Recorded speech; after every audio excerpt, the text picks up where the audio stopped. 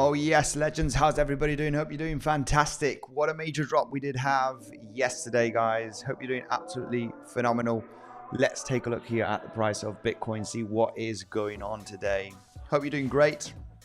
Let's say hello to the beautiful community. Let's go, legends. What a major drop. We did fall with increasing volume yesterday.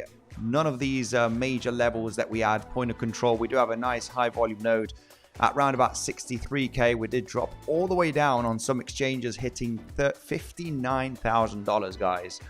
Now, is the bounce happening? What we need to analyze most importantly is the local price action.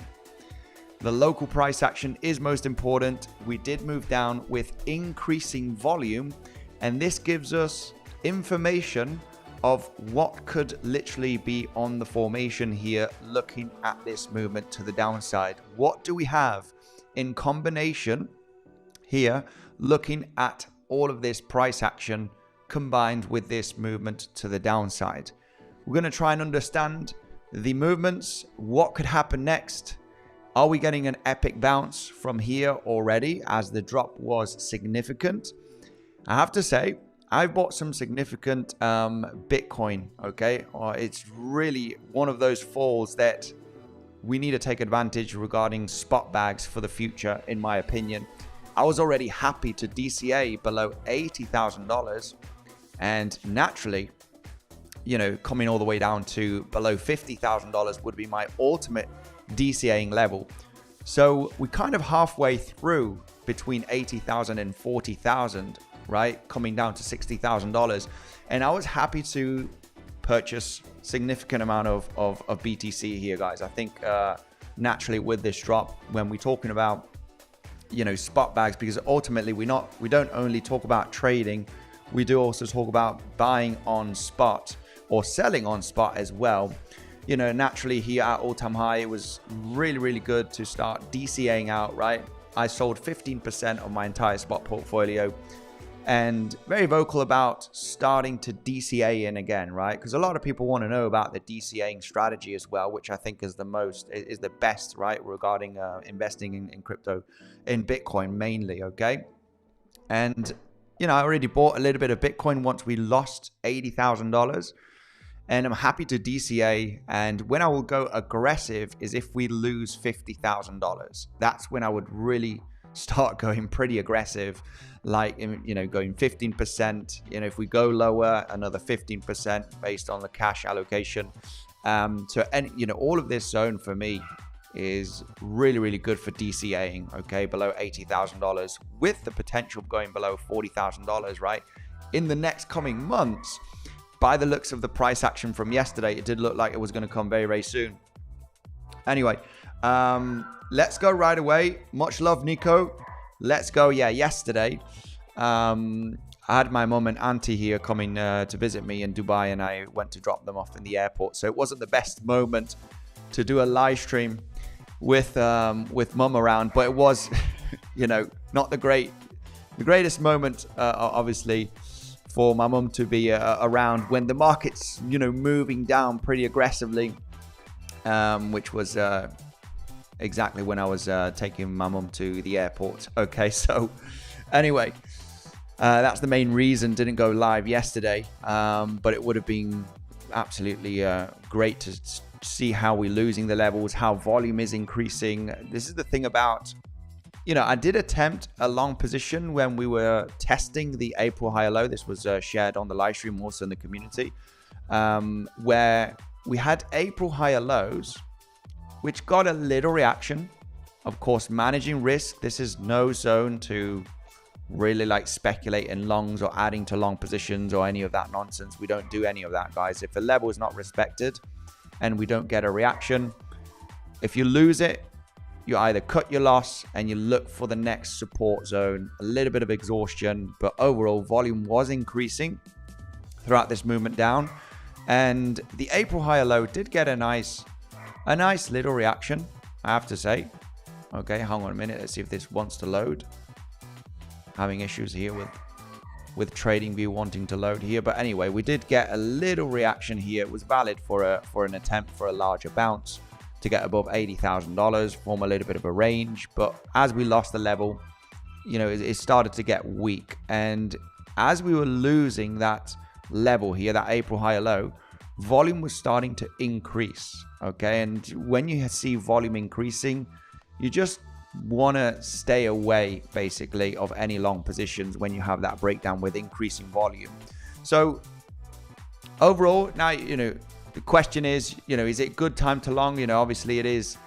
When you get this first major bounce and local market structure change, it does make sense to attempt any long position at these pullbacks, because on the local market structure, we can see how the price literally broke the local market structure with this rally that we had early this morning. Okay, once we got that collapse down to $60,000, we got this bounce here to the upside.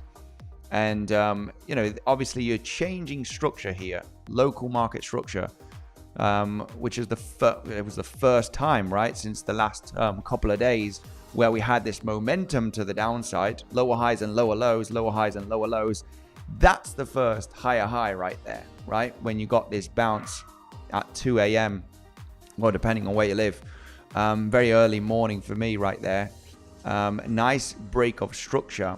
And that's the moment that you can speculate, obviously, in, you know, little corrections here where it's getting exhausted, to see if the price can form multiple 1-2s to the upside and start, you know, having a significant pump.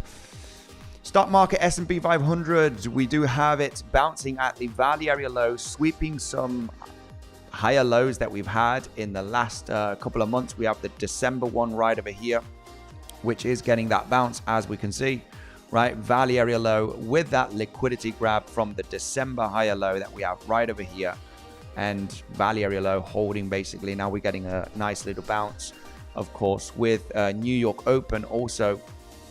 So a nice little bounce on the S&P 500 after literally testing the lows of this range and value area low.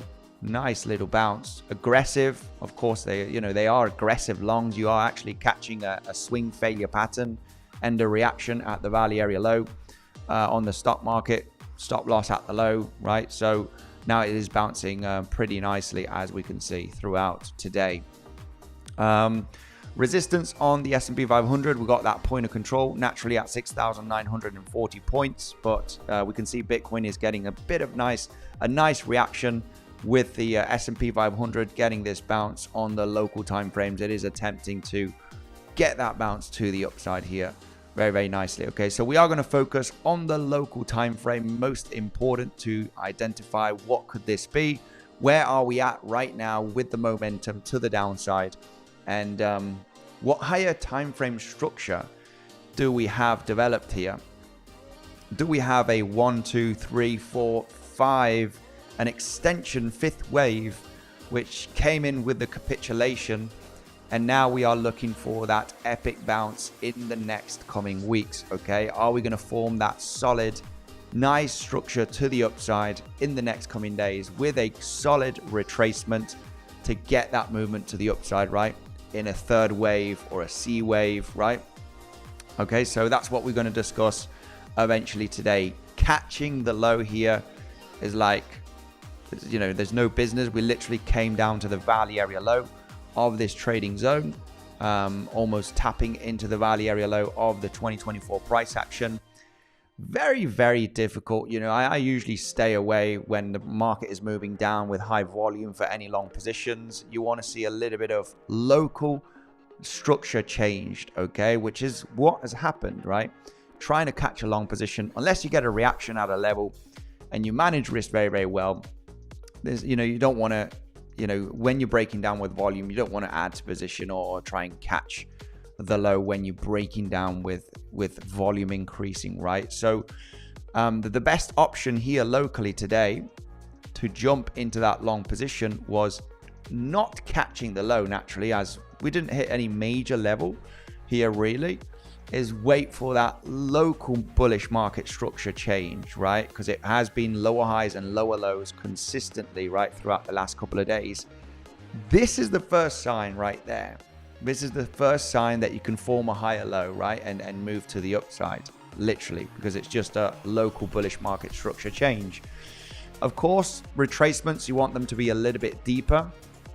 But overall, you know, you are getting a little bit of, you know, supported right there. You are holding pretty nicely, and now the price action is moving to the upside. We're gonna structure what could develop here and what we need to see throughout the next couple of days. The weekend is coming, so the weekend, we do know very much that it's usually not much volatility, even though the previous Saturday we did have a significant move down. When was, you know, previous Saturday was this one right over here.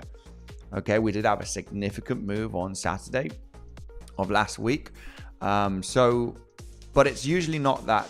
It's usually not the case, right? Where we do get big volatility, all right, on the weekend. So let's structure a little bit of the different scenarios that could happen. We'll show the levels. Make sure to smash up the like button.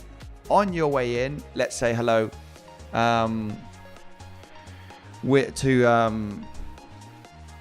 to all of the legends here. Pumping now, it is pumping with that bounce that we are getting on the stock market. Naturally, the S&P 500, all right, index is helping, right? If you get in the, look how powerful it is when you have the S&P 500, right? You can see the correlation, the S&P 500 also rolling down yesterday with a significant move, right? I mean, when you zoom out, it's not that large, but when you go to the 5-minute, nice significant move down. Bitcoin was really feeling the pressure of the S&P 500 moving to the downside. Naturally, the S&P 500 coming into a very, very strong support zone, value area low, and testing the lows, of course, here of December, and naturally getting this nice little bounce, which is helping Bitcoin for this relief rally, right? So yeah, we're going to discuss a little bit here what is going on, okay, mainly on the higher time frame, and then we'll zoom in here on the 15-minute to try and understand, right, is this just a bounce? Okay, as we have high volume here, it is looking interesting for that bounce. Of course, when you capitulate with high volume, it does mark a local low a lot of the times. But is this bounce going to be corrective, or is it going to be impulsive and we go to higher levels in the next coming days? That's the main discussion.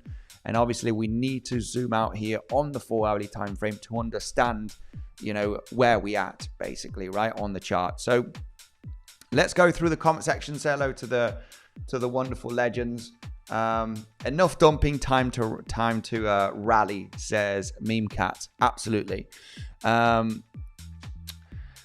Much love, Anup. Much love to you. Like hit. Didn't bounce nicely off the 200-week MA moving average. Most probably will dump right away further, says Robinho. Let me know if you are feeling still bearish, guys, or bullish in the comment section. Get your comments in right now. Enough dumping, says Meme Cat. Time for a rally. It will dump after New York close today. Interesting. All right. Still people believing that we are going lower, that we will be going lower, right? Let me know in the comment section, guys. Are you feeling bullish, right? Time for a bounce. Continue dumping. Let me know right away. What is your thought in the comment section, okay? To see what are the, you know, just see a little bit of the sentiment. Nico Soapy, much love to you, my man. We are getting retested to 62, the pump it, okay? Hello from Tenerife, much love. Bolakun, much love to you. All right, legends. Thank you for joining the stream, smashing up the like button, okay? Let me just go around the table, do a little bit of a drink, a bit of water as we get that like button to 100 likes, and we'll go through a few scenarios.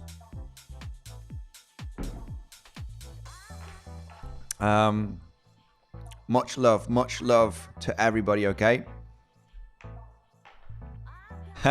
Andy, can you make a vid about moving to Dubai and what it takes? Yeah, I'm not very much of a vlogger guy, and I don't usually post personal things, okay? That's just me, but anyway, I'm happy to maybe do a little video on that if any. I'm not sure if much people would be interested really, because I've seen other crypto guys and you know, and traders do those kind of videos, and I think, you know, I'm not sure if much people appreciate it, okay? I'm not that kind of guy that wants to, you know, show lifestyle and stuff like that. Okay, I'm not like that. Any smelly fingers?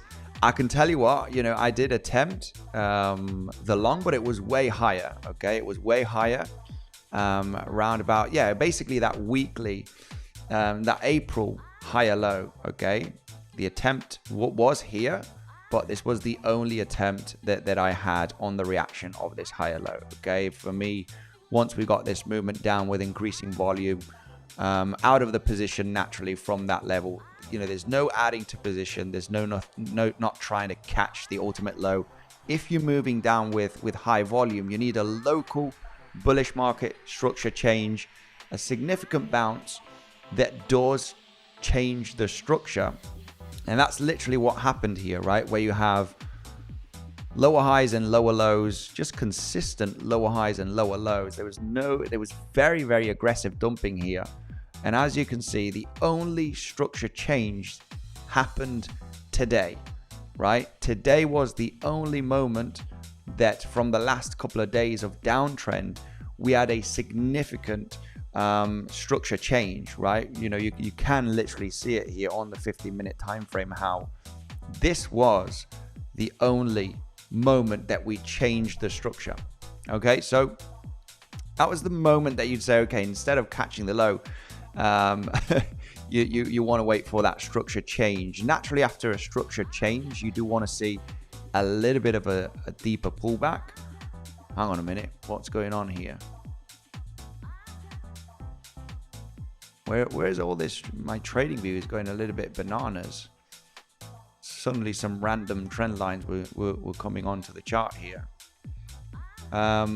So yeah, I mean, this was the only moment that you can start speculating for a larger move to the upside. The only market structure change that we had in the last few days. Of course, the only thing that you can speculate here is either a multiple 1-2 or an ABC flat, right? That could be on the formation that naturally has the potential of sweeping up the low here.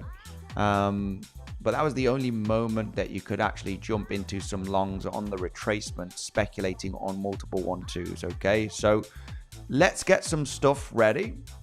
Let's get some stuff ready here based on, I didn't jump into a long position here. You know, are shorts looking interesting, right? Because we are higher time frame down trending, right? I think the bounce does look more interesting, but naturally, you know, this could still be a bounce on the higher time frame, and we end up rolling over, right, throughout Friday evening, and just getting ready for another move to the downside, right? I can see here, Meme Cat is saying short squeeze. I called $63,000. You're an absolute legend. Much love to you. He called it. All right. Much love to you. Absolute legend. Did warn you. You guys didn't listen. He did warn. So pretty crazy. This move is identical to the C19 crash. Side by side splitting image. If you put it on the 2-4 hourly time frame. You know what is interesting as well is about the movement down that we had in the bear market of 2022, which is this, guys. Like, this is almost on scale. As you can see, this is the top of the 2021 bull market in November, okay? Just under $69,000. It's literally this price action right over here. And when you get the bars pattern, you squeeze it a little bit, okay, because it's not the exact same timing. We literally came down, right, relatively faster than the previous bear market, as you can see with the latest move of last week. But where it has got the bounce is very, very similar, right, to where we had a low here. This was back in 2022. So yeah, you know, it is coming in there. Will it just be very boring in the next coming months and just down trending here till it actually gets to the, you know, the low 50K levels in the next coming months? That is a possibility. Of course, it can be very, very boring, but it's just interesting on how Similar this was through this price action, and now realizing the capitulation, it's actually come down to, you know, a level where it did actually start bouncing. Okay, so they say it's not the same. History does not repeat, but we can see some rhyming here overall happening from the previous bear market. This bear market has been proven being a little bit faster naturally, because we're not even finishing Q3 of the 4-year cycle bear market, right? So quite faster. Nice little bounce of $8,000 from the lows, and we need to discuss a little bit of the structure. Get ready for the larger bounces that could happen, or the bearish case scenario, which is forming a lower high here and looking for another low, right? Wouldn't be too bearish here, right? Wouldn't be very selective with the different scenarios that could happen here on the chart. So we're going to discuss that right away. Okay, legends, let me just go around the table 1 second. As we do get that like button destroyed, we're going to do a like button recount. I'll go through the comment section, see what's going on. I did close most of the short position. Okay, most of the short position has been closed, because it is one of those moments that high volume coming into this supply zone that we had in 2024. It's just a very big range. Naturally, you have value area low, point of control. You know, it's just a big range that you would expect the price to start getting a significant bounce in this zone already. And analyzing the movement down from all-time high, we also expect, you know, a bounce in this region. So, you know, if you have been shorting from higher in the last few weeks, it just makes sense here at this point, based on the information that we have, that we are going to break down here. You want to collect most of the profits. Always leave a chunk open, okay? But you don't want to get that big short squeeze, right? And a massive rally developing in the next coming days, which is naturally possible. And you're stuck with any short positions that you've had here, and you haven't taken profits because you think we're going to nuke down to 40-30k, right, in the next coming months. You know, we've had a significant move to the downside. It just makes more than, you know, a lot of sense that you do actually collect profits if you have been shorting here. Longs are looking interesting, okay? Longs are looking very interesting, and that's what we're going to break down to understand what I need to see to participate in that bounce. This is a quick bounce from the low created yesterday, okay? Bit of a dead cat bounce kind of reaction, which is natural after having a big move to the downside, okay? So Tradingview is doing weird things here, so you're gonna have to bear with me here. Let's smash up the like button. I'll have a drink of water, go around the table, and we are back with comment section, and we'll break down the different scenarios here and levels that we're looking at for Bitcoin.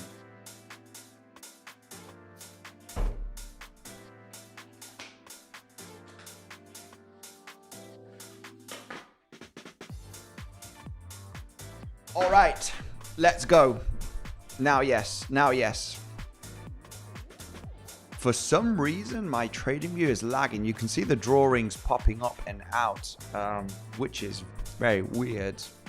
It is what it is. So, quick hello to new people that are coming. Dead cat bounce today, yes sir. If you measure fib from the 13th of March 2020 lows to current all-time high, it reacted exactly from the 078. Now, yeah, that's a very high time frame scenario. You always, when it's very high time frame, it is recommended to use logarithmic, okay? So if you're not using log chart from the we reacted at the 7-8. Yeah, I mean, yeah, this is the thing, right? If you are using the weekly time frame, yeah, this is not really where you want to use Fibonacci. You want to use it on log. You're probably not using it on logarithmic here. But yeah, it doesn't make any sense if you're hitting the 7-8 Fibonacci from the C19 crash to the highs. Yeah, it doesn't make any any sense, my man, to hit the 7-8 Fibonacci. Anyway, let's go. Smash up the like button, legends. Kashmiri. Let's go through the different scenarios, because the move down happened with increasing volume. We got over 100 likes. That's good enough for me, guys. Over 400 people, 100 likes. We can move on. Is it possible that we have formed a range here between 60 and 70k to have a fake out to above 72k before dumping more, as I think we are in the denial phase of the cycle? We can discuss that, okay? We can definitely discuss that as we all smash up the like button. Let me know in the comment section, do you see this bounce being a fake bounce and we roll over? For the moment, it is proving itself that it wants to try and push to higher levels. But what is more interesting is considering where we at in the map, right? Looking at the daily time frame, right? Where are we in the map? Well, this has been a massive supply zone, right? Where there's been big rejections, all right, at $70,000, right? Slightly below. And we've come down into that level. So it's a kind of a massive higher time frame order block. It might be an order block on the 6-month chart maybe. But overall, it's a big supply zone where it did break, right? Almost testing the highs right there. And this time it actually got inside of the zone, and we're getting a nice little reaction wick here on the weekly, as we can see. So nice little bounce. Where are we at from the movement down that we have from all-time high? What is this? Is this a correction? Is it time to bounce, right? Or is it time to actually continue to the downside? What kind of movements do we have here when we consider Elliott wave theory? Because when we were discussing the movements to the downside, the possibility here of forming a 3-wave structure or a 1, 2, 3. This is your 4th wave, a little bit extended, but naturally we can label it as that wave 4 because there's no invalidation, which was this pivot low right over here at 103k. So this movement down with increasing volume is like, well, what can this be, right? What can this be, right? If we are looking at this to be a wave 1 from all-time high, a wave 2, all of this a wave 3, this a wave 4, wave 5, an extension wave 5 here is what makes more sense at the moment, right? Because if you do count the waves and you have wave 5 extensions, they are more common than a wave 1 extension, okay? That's something that you need to know, right? Having a wave 1 extension in an impulse is the least common impulse that you do have. Of course, the wave 3 is the one that is most common to be the extended wave, right? And then second is the extended 5th wave. Do we have an extended 5th wave here? That is the overall question. And is this extended 5th wave finished as it has moved down with the highest amount of volume? Or do we still have inside of this 5th wave the wave 4 and 5 that's going to take out the lows a couple of more times, right, throughout the next coming days? Obviously, that would be the best scenario to see the exhaustion here, right, with the volume decreasing, because naturally with this movement down from the high of this 3-wave corrective structure, you do have like your wave 1 and 2 here, right? Regardless if you have one wave 1 and 2 or you have 2 wave 1s and 2s, right? So that's the main question right now. Getting exhaustion here, testing the lows, would be the absolute preferred scenario to realize that you're getting exhausted, right? There was no exhaustion here throughout yesterday. You're just losing the lows and you increasing in volume, which is naturally creating that waterfall capitulation. You want to stay away from any long positions when you have that increasing volume, because we did drop down $10,000 in the end yesterday, right? In total, approximately. So big move down. When you're breaking down on the lower time frame with that increasing volume, you want to kind of stay away, right? You already had increasing volume here on this movement down, right, from $70,000 literally, right? So that's the moment that you're like, you know what, this is probably going to go to lower prices, just forming lower highs and lower lows, and really going quicker, right, on the movement down. So when you have that increasing volume with the movement down, bearish market structure locally, you want to stay away, right, of any longs if you get that information, right? This is a very similar scenario that happened to me here when we got a breakout in this zone with high amount of volume. It was round about, yeah, let me just zoom in here on the 15-minute time frame. There it is. I still have the box here with that increasing volume spike to the upside. This was a zone that it was, you know, that you had a lot of resistance right there. Price did get rejected again, and you had, you know, the golden pocket as well, which was you know, we did get a reaction here at 92,500 from this high to this low. The problem here, if you are looking at this naturally, which a lot of people would assume that this is a bear flag, right? If you know, look at the basics, you got a movement down, a very choppy move to the upside, right? A lot of people would generally expect this is going to roll over, right? On the higher time frame, it's basically from this zone right over here, right? You're like, you know, this does look like it's going to roll over. And it ended up breaking up to the highs here, getting above $95,000. You know, this is just so if you're looking for shorts, right? You know, the next information is absolutely crucial based on if you break out with increasing volume, because I did attempt a short here. You know, this was the last position in the last few weeks that I do remember, you know, that was a stop loss, and I'm very vocal about stop losses, right? You know, stop losses need to be talked about. A lot of people don't talk about stop losses, and I like to talk about them, right? Because, you know, it's totally fine. You know, it's just one stop loss. And the moment I realized that this could actually be bullish is combining a WXY here, where there was a flat here in the middle, very complex. Okay, 3 wave down, 3 wave up, and a flat here to form a very challenging WXY structure. And noticing here that you could have a 1 2 1 2, and if you break out the highs at this point where we didn't have much resistance regarding levels, I don't have them on the chart naturally right now, but you can see how you're breaking out those highs.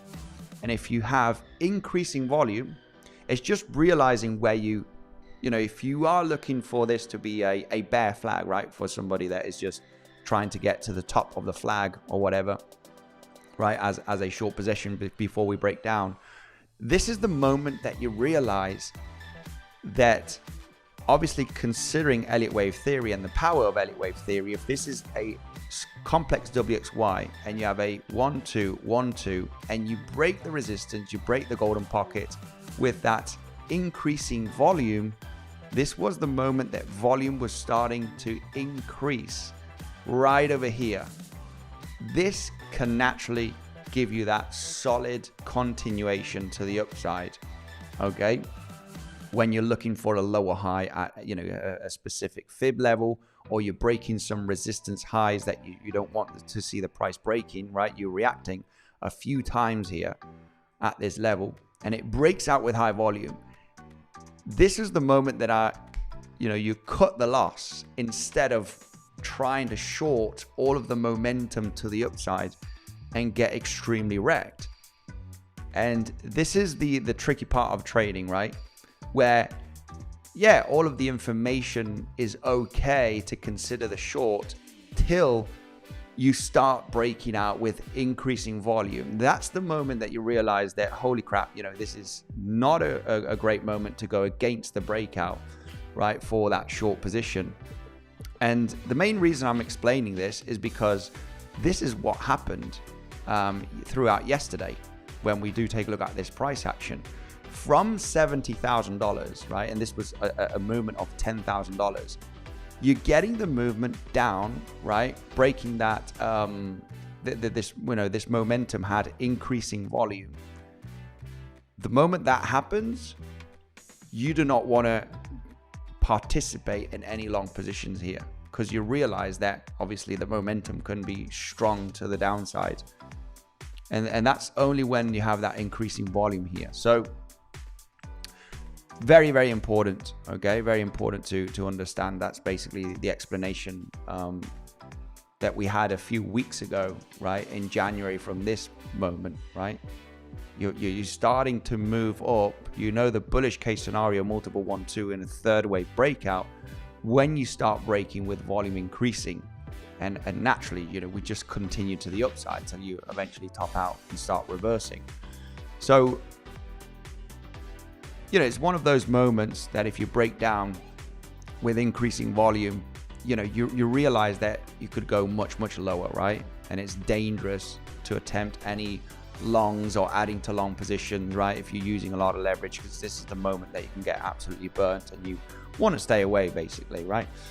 So back to anyway, just wanted to give that explanation about how you realize that you don't want to attempt any longs when you break with volume. You just don't want to do it. It's much better to let the price go instead of trying to catch the long or catch the low. It becomes dangerous when you have that increasing volume, because you could go much lower in this case, which it did yesterday with that $10,000 drop. So where we at currently, right? What makes more sense here is that we have an extension fifth wave.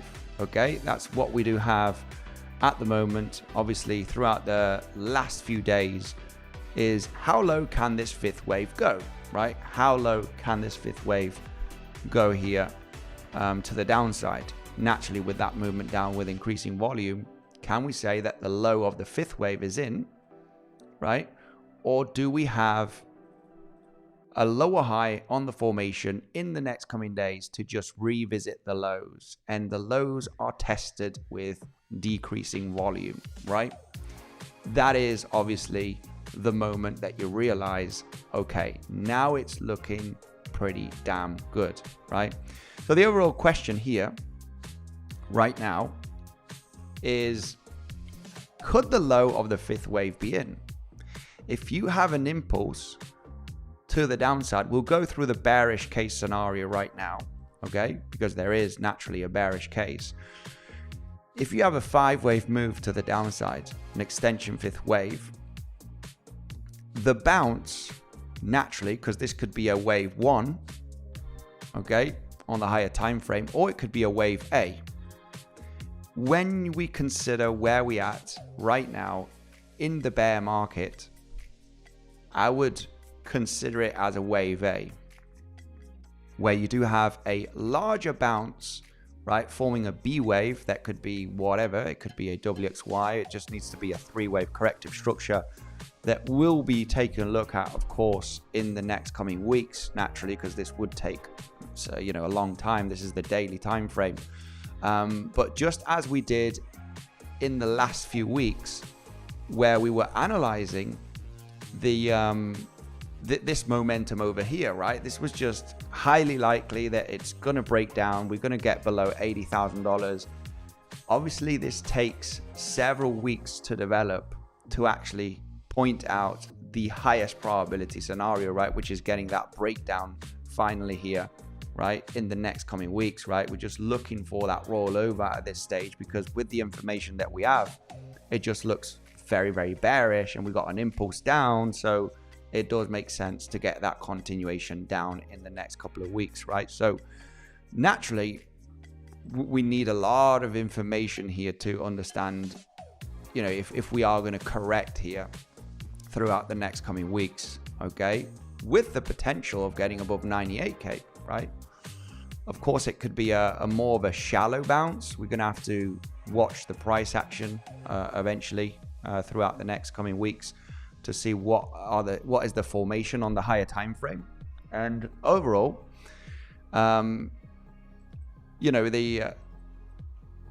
B wave can be very, very complex, right? But it would make sense, of course, considering that we've had this massive rally in the last few years, right? Couple of years in the bull market, and bet we're in the bear market at the moment, right? Breaking structure. And the most bearish case scenario, of course, is having that ABC formation, right? So naturally what we would be looking at here is this 5-wave move to the downside is your A wave. You form your B wave in the next coming weeks, and then you break down, of course, again here to the downside to get below $50,000, right? Basically. So an ABC on the higher time frame here is very, very possible, right? It could be on the formation for the next coming months. Of course, the bounce is what is most important. And longs are going to be very, very interesting, of course. Okay, longs will be very, very interesting because if this is the correct count where you have a 5-wave move down with a 5th wave extension, which obviously finishes with the highest amount of volume, more than your wave 3, an extension 5th wave, then of course it's going to take a few weeks to develop that B wave. Of course, we can get into longs naturally because this B wave has the possibility, even though with an extension 5th wave, to get all the way up to the 4th wave. I have to say, it's a very, very attractive target zone to be hit. Of course, this can take many, many weeks. This is higher time frame, looking at the weekly time frame, right? And it could naturally take significant amount of time, but it's very, very real at this stage to understand, where we at here, looking at the waves and the increasing volume, that, hey, this could be an A wave, could be a, finished or coming to its end stages, 5-wave move to the downside. Now we're going to discuss the lower time frame here to see if we do get that exhaustion. We'll talk about the timing and a little bit what we want to see here to be, confident that this is actually forming a low, forming a bottom. All right. Lower time frame is going to be very, very important here on this bounce to structure a little bit how it could develop in the next coming days. Okay, so bear with me. It's just playing around a little bit here on the higher time frame on what are the different scenarios that can happen. So we're going to discuss this on lower time frame to see if could the low be in here, or do we form a lower high and test the lows at least one more time with the potential of being it twice before you get the larger bounce in the next coming weeks. Okay, we will be monitoring here the price action on the lower time frame now in the next coming minutes once we break down here the difference. And I'll go through the comment section, guys. I'm just concentrating here a little bit on the higher time frame perspective of things, right? So that's one thing, right? That's one scenario.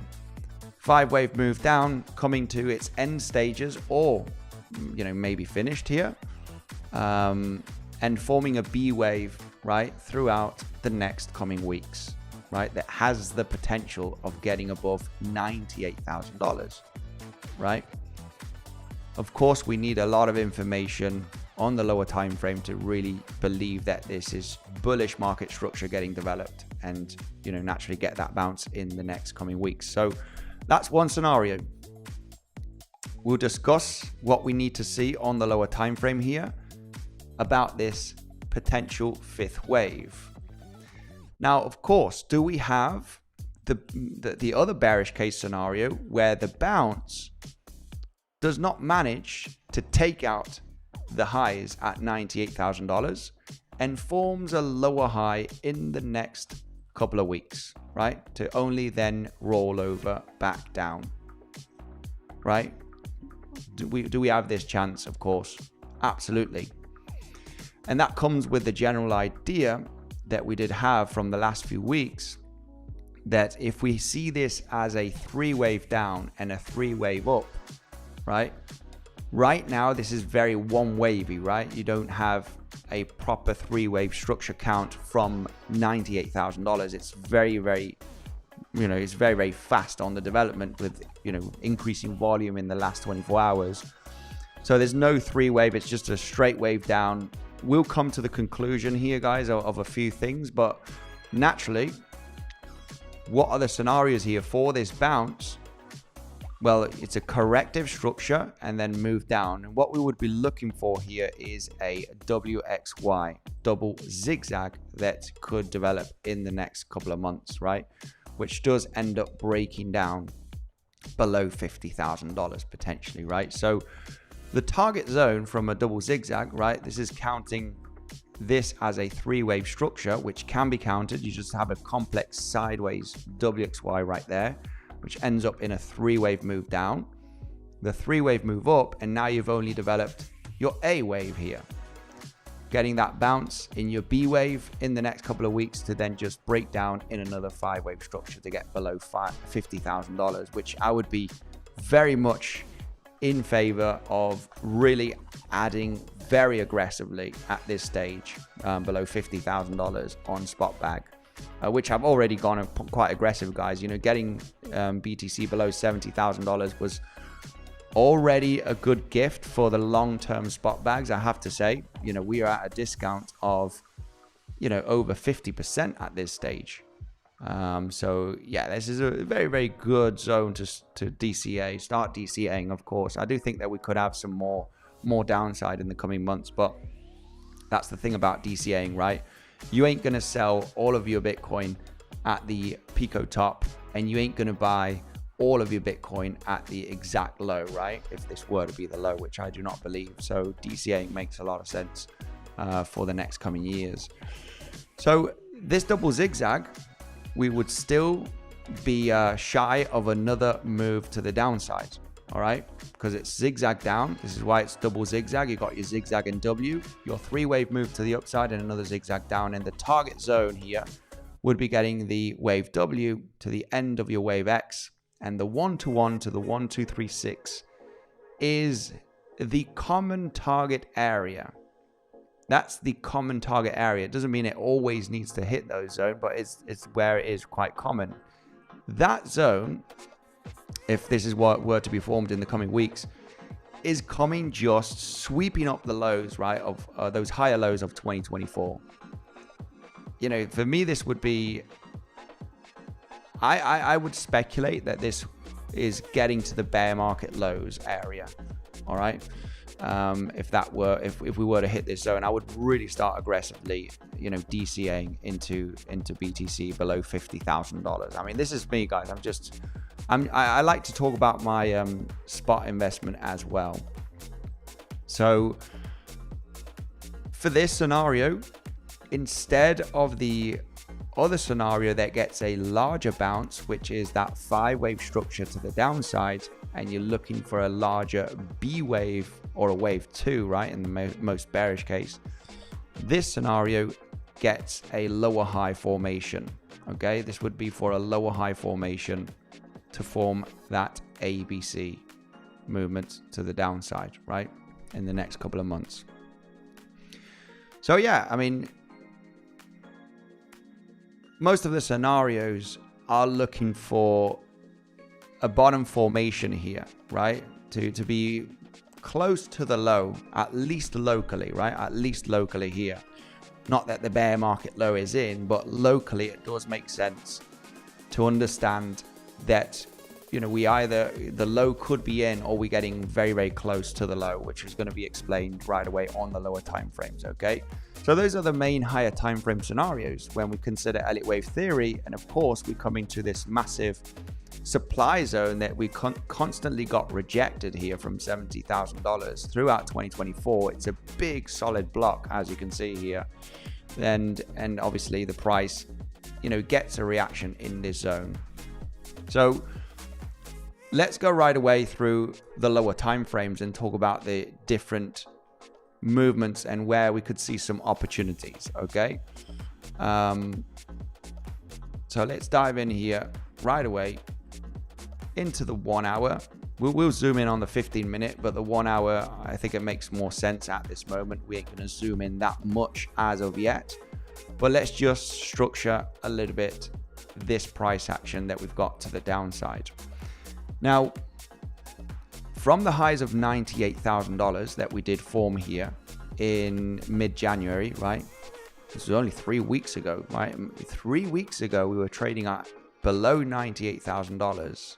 3 weeks after, you know, down over $40,000 almost $40,000. It's pretty insane, and just in 3 weeks, how we've had this significant move down, just rolling over. We can see here how it's just those lower highs are getting very, very aggressive throughout the last couple of days here.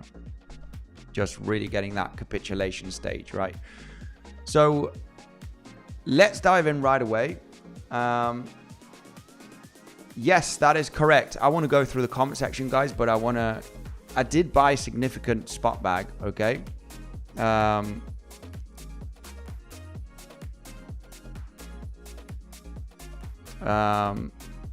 But yeah, about buying on spot, it just makes a lot of sense. And remember, buying on spot doesn't mean, we're literally looking to catch the low, right? It's just, I already bought some Bitcoin for the long term. Once we lost $80,000, we were trading around about 77K. And I already bought some spot Bitcoin, only 5% allocation from cash, but I've gone a little bit aggressive here, buying on spot, about 30%, guys. I actually, for me, any price below 70K, didn't buy obviously at 60K, but I went pretty aggressive. I'm happy to buy on spot here, at this zone. And the next major aggressive level, which eventually could be in the next few months, we just don't know if it is going to happen, okay? We just don't know if it is going to happen. There is a bullish case scenario, but when we consider the 4-year cycle theory, I mean, I wouldn't expect this to be the low in February, right? We're only in the second month of the 4-year cycle theory, and that's the low, and we're heading to all-time high in the next coming months, right? We never know at the end of the day. So, DCA naturally, for me, DCAing below $80,000, already makes sense. In the previous bear market, I started DCAing below $30,000, and we came all the way down to 16,000, right? And this is the question from a lot of people, why, you could have got a 50% discount instead of buying, slightly below $30,000 already with the drop, right? Dropping and already buying in the zone. And why didn't you wait for lower? Because, you just continue going lower. It's going to bottom out at some stage. And, naturally, it's a DCAing strategy, right? And for me this year, DCAing, I'm going to save a significant stack because when I would buy like very, very aggressively is below $50,000. That's when I really want to start, buying every week, really, really aggressively. As soon as we lose that low at $50,000, I'm happy to allocate, being aggressive like on the DCA. I would already allocate 30% of my cash into Bitcoin if we lose that pivot. I know this is an awesome zone, in my opinion, to really buy on spot. So spot different to trading, of course, naturally. But anyway, I did allocate quite a lot of buying on spot here. It does make a lot of sense with this capitulation just to, buy aggressively, at least for me, okay? And this is long term. I do expect the price of Bitcoin to maybe get below $50,000, which I would DCA more aggressively. Okay, so yeah, it does make sense for me as a long-term investment, right, for the next few years to start DCAing here very aggressively. So let's go back here with the different scenarios, and 70K coming soon. Yeah, the bounce is, got 10 coming back almost to yesterday's levels. So yeah, naturally getting that bullish reaction. And I have to say that the stock market is helping, right? The S&P 500 is helping naturally with that bounce, because S&P 500 yesterday was dropping into the support zone, value area low of the trading zone of the last few months. And with this reaction bounce, it's helping, right, Bitcoin to naturally get that movement to the upside. I'm really concerned about the S&P 500 in the next coming months. This kind of price action, it is slowing down. It is definitely slowing down. We got an awesome rally throughout 2025 after getting that Q1 drop. But this rally is really curving, right? As you can see, it is really, really starting to curve here.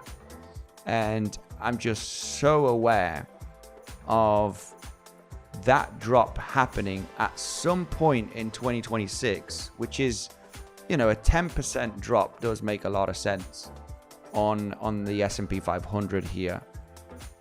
But at the moment, it's just still grinding to the upside, finding support. Another all-time high, you know, could happen in the next 1 to 2 weeks. Back down, right? But the all-time highs throughout the last few months are not being broken. And from that awesome rally that we had in 2025, it's just slowing down. You know, if you ask me about the S&P 500, naturally we could hit all-time high a couple of more times. It is getting exhausted though. If you ask me, you know, what's the highest probability here? Getting a significant breakout, right? Or actually getting a correction down, right? You know, I would say that this at this point has higher probability at some stage than actually breaking out successfully from this exhaustion range that we've had in the last few months, right? So if that does happen, naturally that does look more attractive. You know, what is the crypto market going to do, right? What is Bitcoin going to do if the S&P 500 drops 10%? You know, I already know the highest probability answer. You know, it just won't survive the momentum. Just with that drop yesterday on the S&P 500, you know, Bitcoin was really feeling that move down, right? So there is correlation naturally with the S&P 500. So anyway, going down through the different scenarios, people should be focusing on increasing their wages to DCA. Most people are not at a full-time trader. Yeah, absolutely. Everyone place their buy orders at 50,000, says Jerome. Oh yeah, by the way, guys, before we start the stream, we started already almost an hour ago. The content is for educational purposes only and is not financial advice. The information provided is not guaranteed to be accurate, guys, or complete. Always conduct your own research before making any financial decision. Much love to everybody, okay? Stinky fingers, smelly fingers. Wick nasty, basically stinky fingers. Yeah, we need to be careful if you want to try and attempt catching the low, okay? We need a bit of bullish market structure for that. Here, my man Naive talking about stinky fingers, smelly fingers if you try to catch bottoms. You're a great teacher. Thank you. Much love to you. Okay, so going back to this price action, by the way, going back to this price action on the 1 hourly time frame makes sense at this moment. Okay, high volume move yesterday, as you can see, finishing right there, getting this reaction. Is there a chance for the low to be in to get a major bounce in the next coming days? That's the main question. Or do we form a lower high and test the lows? If we do consider from the highs, right? Because what we're discussing here is this wave finished from $98,000? Or does it have a chance to chop around and test the lows for the next 1 to 2 weeks? That's what we're discussing right now, right? Or do we V-shape from here? That's what we need to discuss naturally right now here with this price action. When we do see the lower high from 98K, we do have that potential impulsive move here to the downside, which we were very much vocal here in the last few weeks. And this zone forming a corrective structure, right? That's when we were speculating on that wave 2 to be forming, right? And getting the movement down below $80,000, right? So the overall question is, you can see here we have 1, 2, 3, and the third wave is the one that you want to be in here, right? And now what we are discussing on the lower time frame, as we do have that big movement to the downside with increasing volume, you know, is this still the third wave, right? And we still haven't formed your wave 4 and your wave 5 to the downside.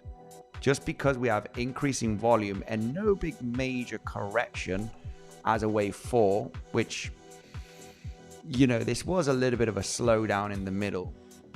But because we have this breakdown with increasing volume, you know, I would like to label all of this still part of that wave 3 internally here. So now the main question is, do we have this as a wave 1, this as a running flat in your wave 2, still rolling over with that increasing volume for that wave 3, and the bouncers here are looking to get rejected at these important Fibonacci levels for the wave 4. Okay, so right now we're just going to label here on this movement to the downside. And there is the other scenario where you count another 1, 2 from this movement here to the downside, adding another 1, 2 here, right? Instead of having just 1 and 2 on the running flat, a 1, 2 and a 1, 2 right there. And this is the third wave where you're looking for a 4, 5 and another 4 and 5 here. Let's just go with a simple one, right? Just the regular impulse. Instead of having multiple 1, 2s, you just got 1 and 2. This is your third wave and your fourth wave on the development right now in the next coming days to then form another low. Now, where would the wave 4 naturally reject is in between the 236 Fibonacci and the 50% Fibonacci. So this is your rejection point for that wave 4, which is in between 50%, okay, and the 1236. The golden pocket being your invalidation, which is sitting at $78,900 in this case.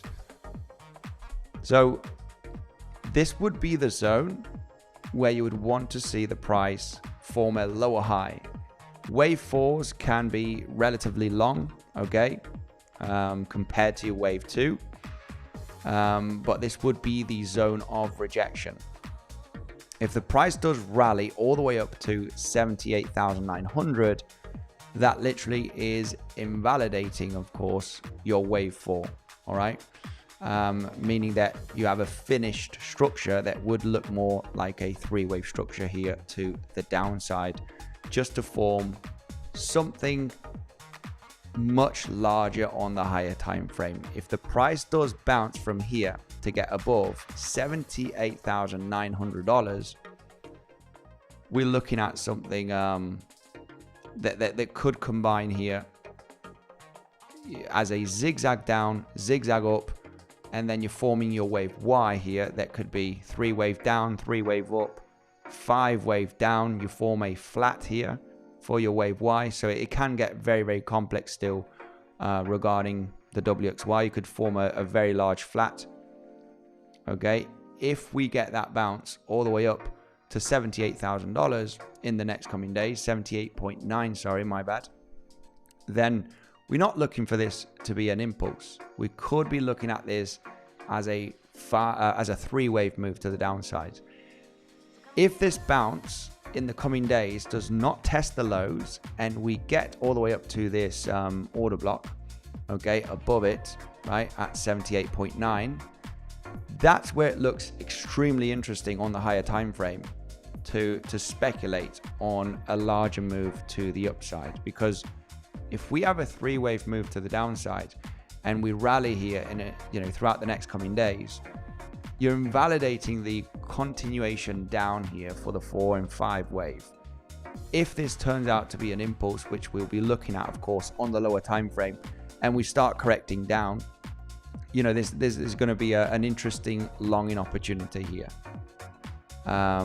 Naturally, it's going to take a few days, several days to develop. This is the daily chart. So if that low remains and we do claim 78.9K, there could be some interesting swing longs to be taken here, because you're literally invalidating that wave 4 and wave 5. If you have a 3-wave move to the downside here, you know, the extension of that Y wave, it could be a flat, it could be a triangle on the formation, it could be many different patterns that could develop. But where it's more interesting naturally in the next coming days is seeing if we do rally to 78.9, which is a $10,000 move from at this point, to then realize that this is looking pretty good. You know, you would have a finished structure to the downside here, which I would label as a three-wave move. And I understand that a three-wave move to the upside here is very, very possible considering the larger flat, okay, on the higher time frame. So it's all about detecting that third wave, right, on the higher time frame to be positioned, right? Because when you have this three-wave move to the upside, which, you know, we got the confirmation impulse down, this is the moment that it looks interesting to get into the third wave, right? You want to be in this wave that was developed throughout last week, right? That is the wave you want to be in. And this is higher time frame naturally. This is the daily, right? That's the wave you want to be in right there, right? Going from 90K below $80,000. You want to be positioned in that wave. So, of course, you know, do we go to $98,000? Do we actually pump in the coming weeks? Do we get a massive, you know, V-shaped recovery? Naturally, in this bearish condition, the first sign of interest for that to happen, and this takes a couple of weeks, as you can see. This was on the 15th of January. We are today, the 6th of February. Three-wave move, right, to the downside. You need a couple of weeks naturally to have that information to speculate on the third wave. If this bounce does manage to get to 78.8K, then this retracement is going to be looked at with a magnifying glass, right? To really say, right, you know, we do have a chance of a three-wave move to the upside with the potential of getting to 98K. Of course, your first target zone would be the highs. But that's what I would be looking regarding a swing trade here at this point. So on the lower time frame, the price of Bitcoin needs to start forming some, you know, getting some resistance. We do have some levels here. We do have also, very interestingly, the value area high of this trading zone, which, you know, in my opinion is very, very important.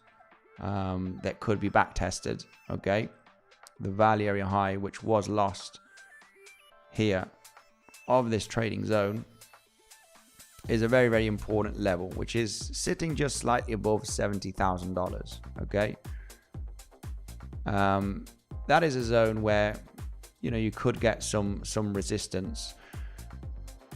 You have also the 2021, which is coming in right now, all-time high, right? That's where we got all of this resistance here back in 2024, right? We were just hitting all-time high and getting rejected consistently. So this is a super important area, without a doubt. 69K level to 70K is where the price has reacted a lot, right? Previous all-time high of 2021. Look at all of that consolidation, rejection, supply zone.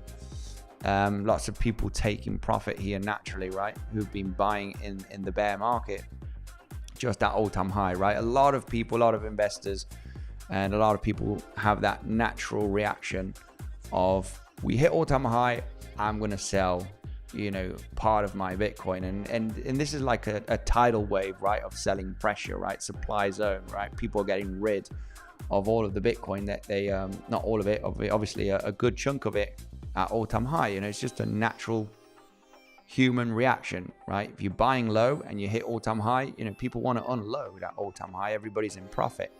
So this has been a major level, and we're coming up into this zone. Of course, the value area high of this trading zone of 2024, the previous all-time high, it's a zone where the price, you know, really struggles, 69 to 70K. And, you know, we are coming up to this zone, all-time high of 2021, and the value area high of that big range, which was lost. And we had a very similar thing happening a few weeks ago, where we had this entire value area zone of this range, which was broken, but we got back inside and we back tested it as resistance, right? So this entire trading zone that we have of November to January, we can see, we've got moving out here from it. And once you break down, get back inside of the zone, it acted as resistance. So the same applies if you do get you get inside of this previous range, you're trying to spit out of the range, right? Where you have the highest amount of volume, the value area high, you try and spit out to just, have an uptrend, basically, continuation. If you get back inside, that can provide resistance naturally, which it did. So this is getting back inside the previous range. And we had a massive range in 2024, which is this one right over here. We've got inside of it, almost coming to the value area low, almost, to get this bounce that we're getting today here of almost $9,000 at this point. So it's an interesting area, right? The value area high is sitting at 70.5K approximately, which is we're coming very, very close to it. So yeah, when we zoom out, nice little bounce on Bitcoin. It is bouncing pretty nicely today, I have to say. Do we get that exhaustion here in this zone? Because that's what we want to see, right? That's most important, what we want to see right now to consider the pullback. Volume is increasing at the moment. And when you have this kind of move from the lows, you can have an attempt in breaking out here from the value area high of the range of 2024, which is sitting at 70.5K. As you are moving up with increasing volume here from the low, if this is going to be a 1-2, 1-2, you're moving up, volume is increasing. What you would want to see coming into this territory of $70,000 is the price forming slightly higher lows and slightly higher highs, right? High volume right now with this latest move in the last few hours, you're coming up to that 70K region with very choppy price action. That's the moment that you realize that a movement down, a correction, right, is very, very likely to happen. But as volume is increasing here, as we broke the recent highs, right, you can see the volume, how it's, naturally getting that attempt of going to higher levels here, just local, very local bullish market structure with increasing volume. Then you understand that you want to see the price slowing down, right? If this is a 1-2, 1-2, you got your third wave developing, you want to see a couple of 4-5s, as you can label a couple of 1-2s here. So as you have that increasing volume coming into the 70K range, if it does start getting that exhaustion, slightly higher lows and slightly higher highs, that's the moment that you realize that this zone can get rejected, okay, for that pullback, right? If this pullback is going to be, very, very corrective throughout the next 24 hours, or if it is going to be, it's going to nuke down, right? I would obviously say that, you do have the potential forming a larger three-wave structure or a larger range throughout the next coming days. But this is the moment to wait for that exhaustion at levels of resistance, right? Take out today's levels at also, which is, previous day value levels. We got the previous day point of control, which is coming in at 69.3K. Previous day point of control, we're back inside of previous day value levels, and the previous day value area high is coming in at 72.9K. Interesting zone here. The moment that the volume starts decreasing and you start slowing down, right, we could pop out from here, attempt to go to higher levels, volume still increases. You want to see that slowdown, right? You want to see that slowdown here with the volume decreasing, where you realize, okay, now is the moment that we're looking for the rollover, right? Depending on your strategy here, you can look for the breakout of higher lows. You can look for you know, double tops at levels where you have an SFP level. This is for an intraday short setup, but you need that lower volume and decreasing momentum. All right, because a lot of people would say, I want to short now as we're moving up with high amount of volume. And well, the price is continuing to pump, right? It is pumping, it's not stopping. You know, you might think, where am I going to get into the short? Levels are not massive. You're moving up with volume, you know, going up. You want to see that, you know, exhaustion naturally, right? And there is a good example here on the S&P 500 that we had a few days ago. Okay, and it's a great example here, looking at the momentum to realize where it's getting exhausted. It was actually getting exhausted here at these highs right there. And you can see how when we zoom in, we take a look at the volume, all right, on the ES. You got that low created here, prices moving up, right? No volume moving up. Then you do have the New York Open. This was actually a New York Open. You get that rally to the upside, and you can see how the price gets exhausted here, right, at resistance. When you have increasing volume, you kind of you don't want to participate in any short position, right, till you get exhausted, right? Volume is decreasing already into that level of resistance. That's when you realize that you have that potential 5-wave move to the upside for that reversal. So, you know, naturally with that explanation here is what you want to see on Bitcoin, because you might think, I'm going to short the, you know, any bounce right now because it's so bearish. You know, I've got extremely bearish. When you want to get into an intraday short position, as you're moving up with increasing volume here, you want to wait for that exhaustion, because you could have that 1-2, 1-2. This continues rallying a little bit further, say 70K, maybe it gets to 71K. Once you start slowing down here, and that's, you know, obviously the best way to realize the exhaustion. Of course, the market at the end of the day can form any type of volatility naturally, right? Or get a dump directly from here, and this ends up being a 3-wave move up.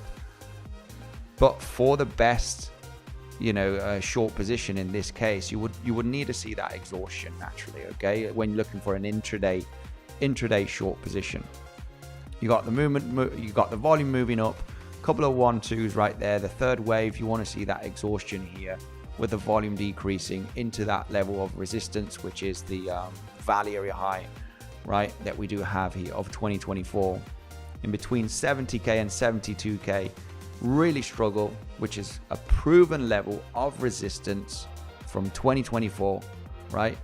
And looking for this level to get exhausted, right, between today and tomorrow, to speculate in that correction. And this would be an intraday short position. Okay, it's not one of those shorts that you say, you know, we're going to nuke down to 40K, right? It's looking for an intraday movement to come back down, you know, to the previous day value area low, come down to the golden pocket zone, right? Depending, 50% golden pocket, value area low. You know, you are getting reacted at this zone. It would be naturally a good zone to already start taking some profits. If we get that exhaustion, right, and you're looking for the short, this could be a correction, right? It could end up being a correction, and then you rally back up to the highs. But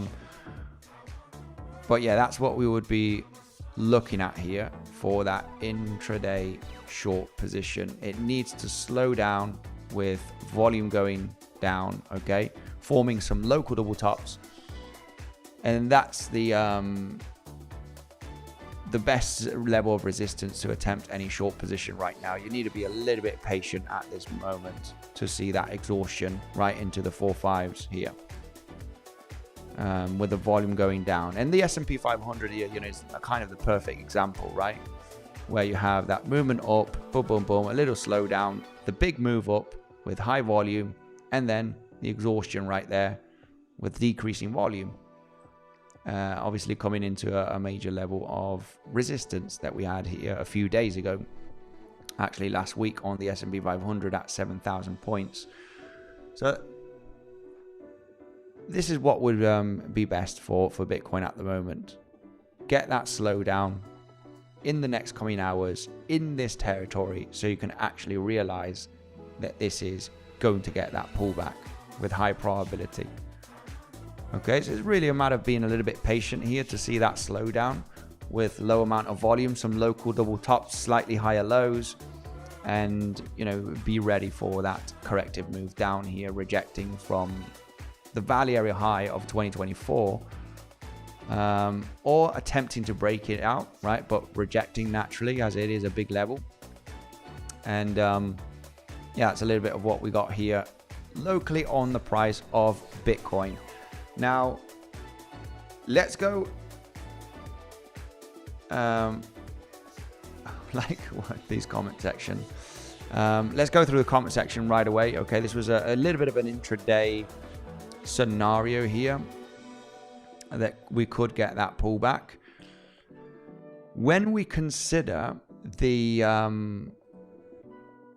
potential wave 4 formation here, all right, which is from this pivot lower high, if we're considering a 1, 2, 3, and we haven't finished our 4 and 5, that could literally take a few days. This is the 4-hourly time frame. Of course, you could form a, an impulse up here. You correct down in the next couple of days, then another leg to the upside, and then it takes the low. This is really a zone that it could be a little bit rangy, unfortunately, just considering that we do have 1, 2, 3, right? Wave 4s could be relatively long and a bit choppy. It does make sense for this to be the first leg to the upside that could get rejected here at this 70k region, just to then get a pullback, and then we'll see what happens throughout tomorrow naturally. But yeah, a larger wave 4 here could be on the formation, and where it needs to reject is literally the 382 50%. You don't want it to go above $75,000 successfully if we are considering that wave 4, okay, which can be long, it can be a little bit complex, but yeah, that would be the territory between 71.5 and 75k to reject in the coming days, right?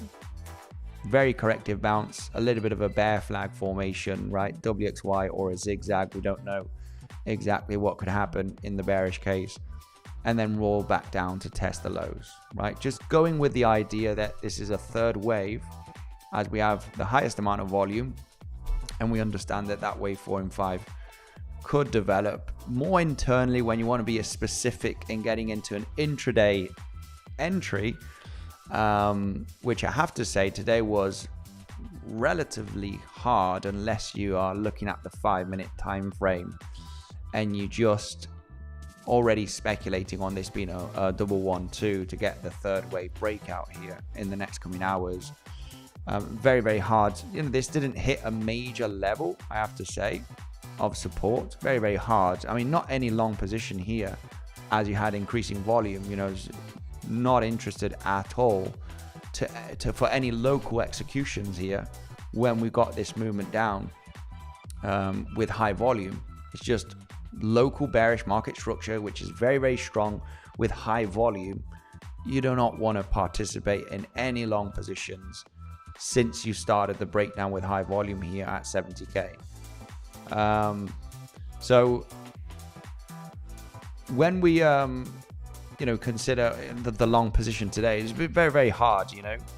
I'm not in a long position. It's just very hard at this point to get into that sniper trade at the low, which wasn't hitting a specific major level really.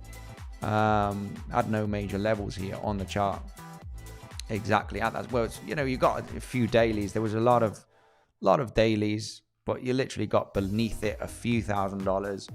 Not one of those areas that was interesting for me for any long position with that very strong bearish market structure. So if you were to ask me, the only position available is this exhaustion that you had here, and especially if you're speculating on a 1-2-1-2, that's a valid attempt, even though the risk to reward is not well, if you're speculating on a third wave, it's already a good position, but stop loss, you would consider an ABC flat here to SFB. I mean, only a long position here would have been valid in my opinion, or an SFB from the lows, considering the flat on the bullish case.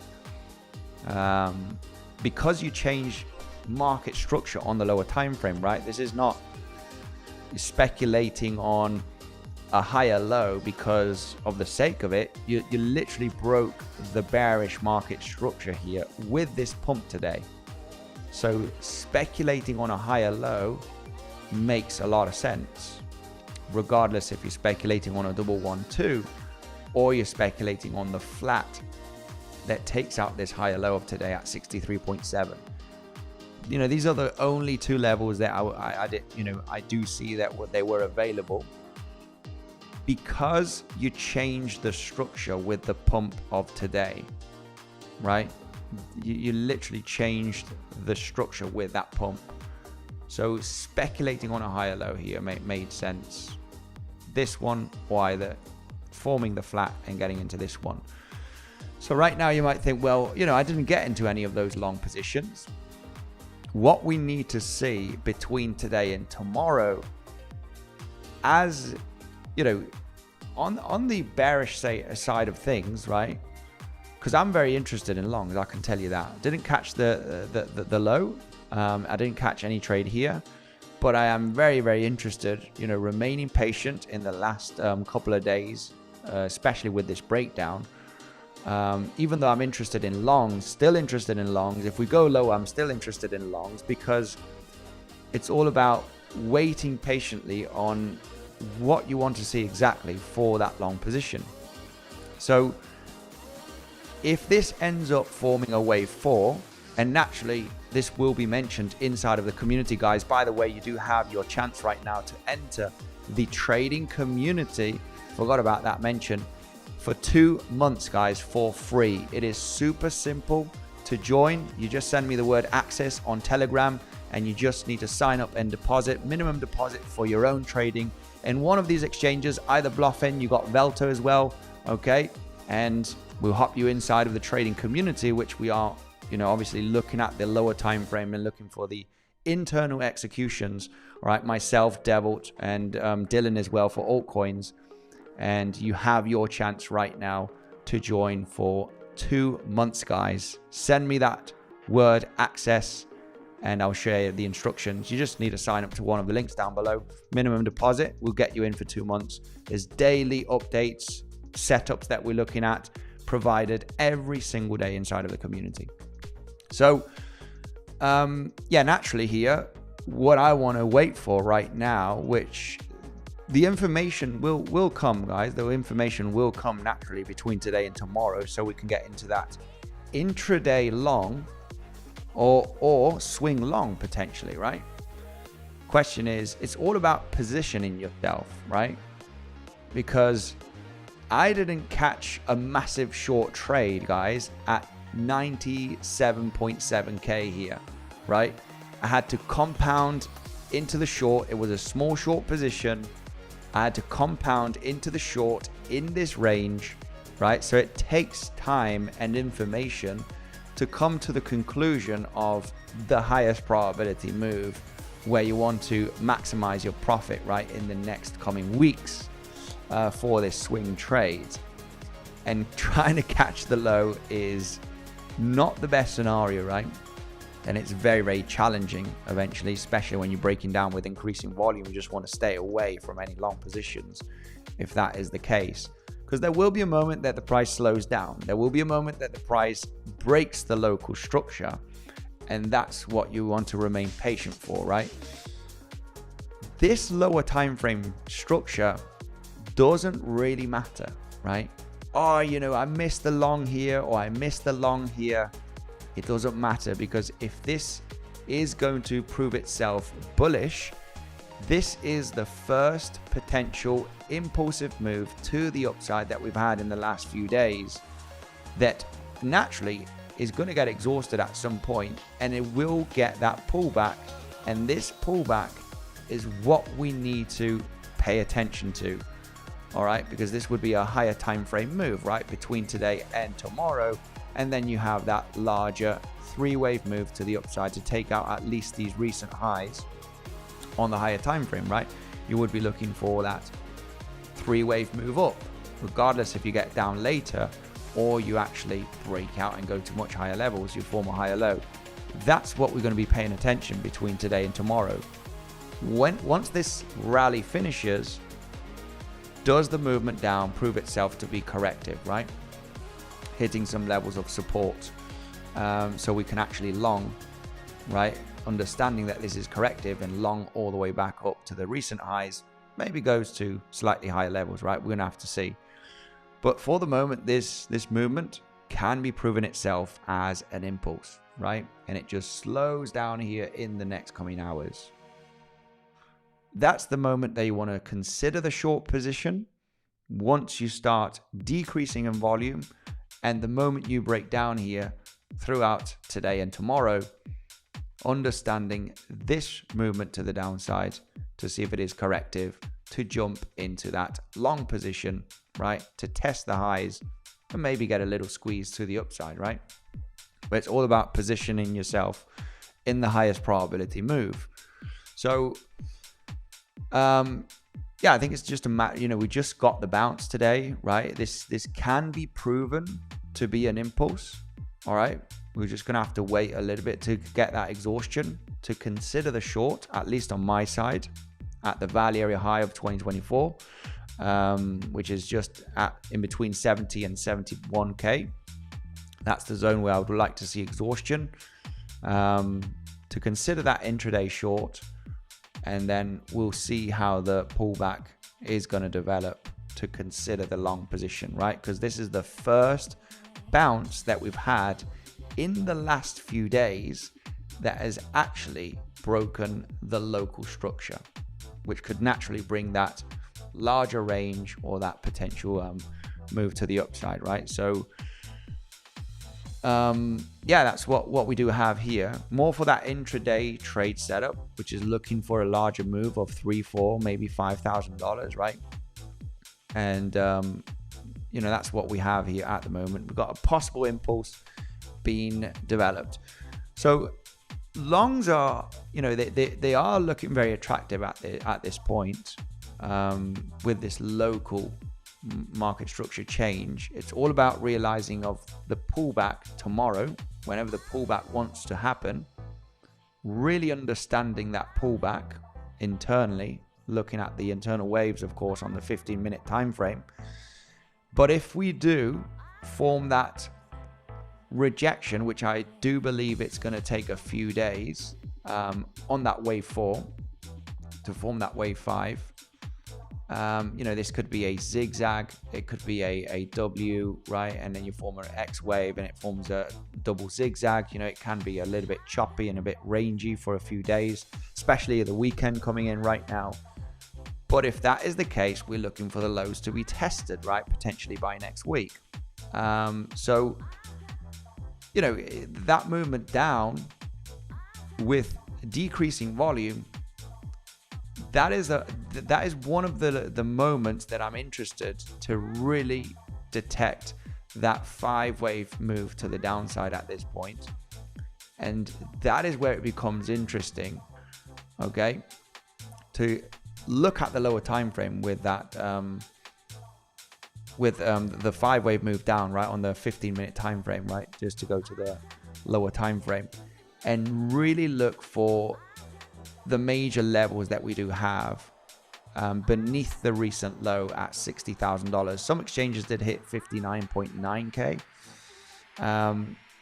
Value area low of this trading zone was not hit, I have to say. The value area low of this trading zone, which I haven't got marked up for some reason, was not hit, okay? As you can see, also, we do have a higher low right there. This is a level that I would treat as a guideline. That's if we form a lower high here in the next coming days, right? It's going to take a few days naturally to develop that wave 4, of course. it would take several days to come back down to this region. But this would be the moment to understand that we could be looking for that fifth wave to develop, right? Which is getting below $60,000 and really analyzing the lower time frame waves here to the downside. Of course, you know, this is just an idea for a new long, because if this movement, right, we form that impulse, we correct down tomorrow, right, in the next couple of days and throughout the weekend, you know, maybe this could be a higher low and the price pumps up here, right, and heads up to $80,000, you know, throughout next week, right, or the next couple of weeks. This is only what, you know, this is just creating some plans on what we want to see, right? On the lower time frame, I am interested in a higher low once this pump is finished. Very much interested in positioning myself, depending on how we correct, to take out the recent highs, and we might be surprised and we end up forming a third wave up, right, or a C wave, and it gets very, very aggressive. So it's super important right now. We got the first move up, changing local bearish structure into bullish structure, but this wave will come to its end stages, right? I don't expect a V-shaped recovery to $98,000, right? It will end up at some point and the price will move down. Will that roll over, right, be corrective or impulsive? We need to pay attention to bullish CVDs, local levels of support, and, you know, really analyze if it is a high probability correction, right, a staircase down, a bull flag if you wish, to then look for that move to the upside, at least to take the recent highs, but you're positioned already just in case you get that big move to the upside, right? So that's something that I will be getting ready, of course, throughout the next couple of days, entering into the weekend. And of course, the community will be the first ones to know about that trading setup, of course, which could be a swing. It might be a day trade, right? We just really don't know. We need to go wave by wave, right? And level by level. And now is your moment, guys, that you have 2 months for free, guys, inside of the trading community. It's super simple to access. Send me the word access. I'll send you the information. You just need to sign up to either Bluffin or Velto, one of the affiliate links down below. Minimum deposit, okay, for your own trading, and you get 2 months, guys, for free inside of the trading community. Rudy, much love to you, brother. Good afternoon, chartists. What week that was. Any casualties? Just keep breathing. Exactly. Great zone to really buy on spot, in my opinion. Okay, this obviously I cannot say anything about buying or trading. I'm just giving you my personal information here, what I believe. And for spot, I did buy a significant chunk on spot here. You know, it's just definitely, I was already happy to start buying on spot below 80,000. Understanding that below $50,000, you know, I want to buy spot here, but who knows how the price could develop, right, in the next coming weeks. Is there the chance of a super bullish scenario here when we consider the higher time frame? Is there a chance of the bullish case? If this is a 5-wave move, let's go to the daily chart here, actually. We don't need to zoom out that much. Is there a chance, if you have a potential 5-wave move down here, right? Because this does look pretty impulsive with, I mean, the general idea right now is an expanding 5th wave, or the WXY, which is a 3-wave down, 3-wave up. You got your A wave, you form a lower high, and your B wave, C wave to form your Y wave, right? WXY is also the other option here, where this is your A wave only.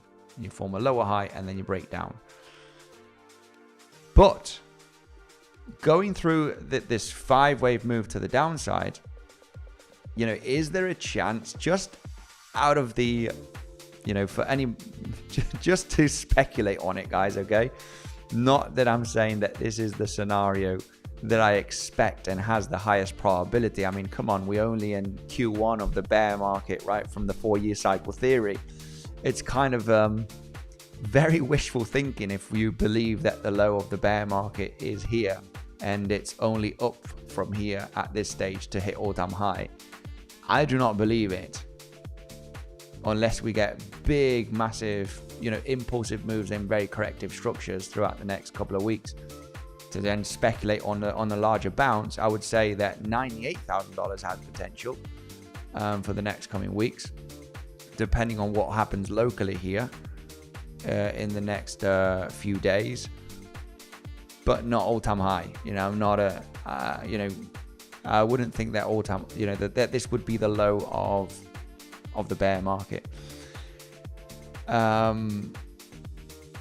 You know what was interesting in the previous cycle is that we had a pretty brutal move down, and we came back up, but naturally, you expect Q4 to be the top of the bull run, but this was pretty aggressive, right? A lot of people were already calling. For me, this was the top of the bull market. This was very easy reading because it did actually get exhausted, and you had a Wyckoff distribution.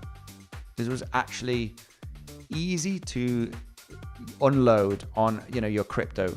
At this point is where I unloaded 25% of everything on the previous bull run.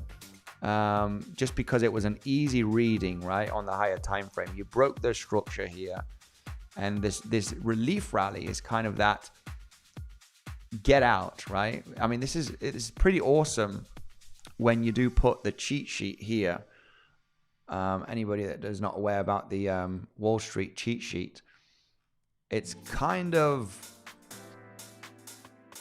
that, complacency period that you kind of need to get out. You get the move down that actually breaks the structure, and you get that relief rally. And I was very much aware of this scenario, but we're probably at this stage, right?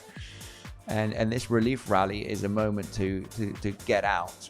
And it was very, very easy reading. You had that Wyckoff distribution as well, something that we were pointing out here, where you had the 3 peaks on the speculation of forming a Wyckoff distribution pattern here.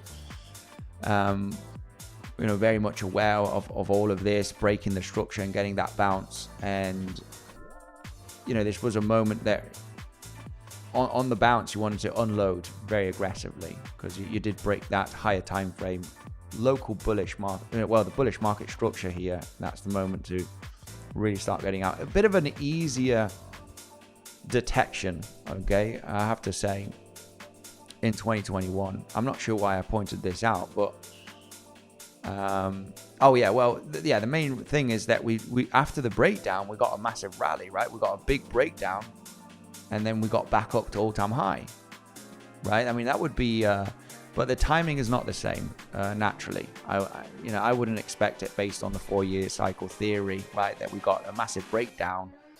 It looks extremely bearish, and then we bounce up to all-time high. But I have to say that there is one scenario that could happen, and that's forming an ABC flat from here. So there is that ABC expanding flat to form and rally to all-time high in the next coming months. I am not counting on it, guys, but naturally, if we do get that impulse up and corrective structure, if we can long at lower levels, take profits naturally, because we'll have many other bearish scenarios. But being in a position in a swing long, just in case this ends up being an A flat and we head up to all-time high in the coming months, right? We'll go level by level, right? But you're just realizing about the potential of that happening. The possibility, right? The possibility is there, even though I would not count on it for sure as the highest probability scenario, as we're just in the early stages of the bear market, right? We've only been 4 months in, right, in the bear market from all-time high. Still would be very, very soon, would be very, very shallow bear market when we consider time. I mean, the correction is sort of over 50%. Would expect 60-70% from all-time high, really. So something interesting, by the way, you know, if we consider, is there a bullish case to go to all-time high from this zone? You know, there actually is, because if you have an impulse down, you know, unless you have a flat with the previous information, then this would be bearish naturally, right? For an ABC or a 1, 2, 3, 4, 5, right? We go to much lower prices in the coming months. Is there a bullish case? Well, naturally, combining the information that we had from the last, you know, from 2025 is an ABC, you know, it is a possibility, right? Just to get a little bit of hopium on the bullish side here, which you know, I understand that a lot of people are like, you know, man, this dude, what is he talking about, right? Or ABC flat here and then all-time high in the coming months. You know, it's not something that we're counting on for sure, but price could, you know, could see some, you know, if we start forming some pretty solid impulsive moves here and very corrective structures. This is the main reason as well to buy on spot, right? You know, it's just a good zone, big discount. Big discount without a doubt to buy on spot here. So anyway, going back through Rudy, much love. I can see you were here on the stream. Some people leaving the stream right now because of this nonsense. But it's, yeah, something to consider, right? Something to consider on the higher time frame. That it is possible, not that I'm counting on it. Anyway, back to lower time frame. Price is rallying still to the upside.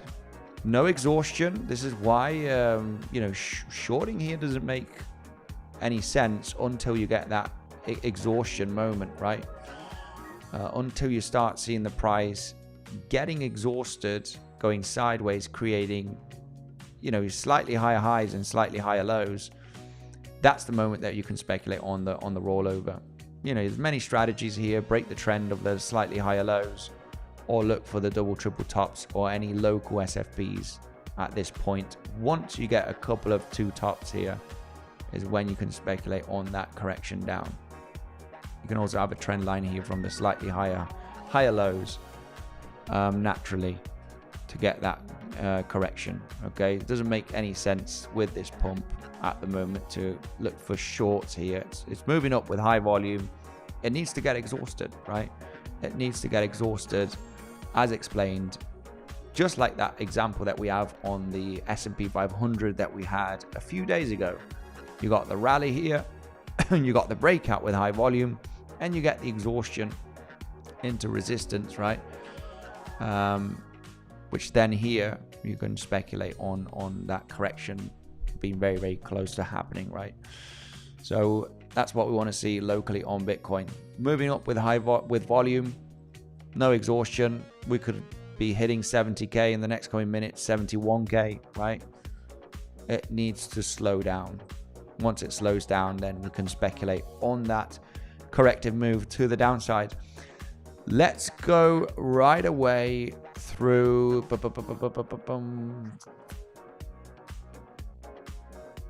yeah, other scenarios here.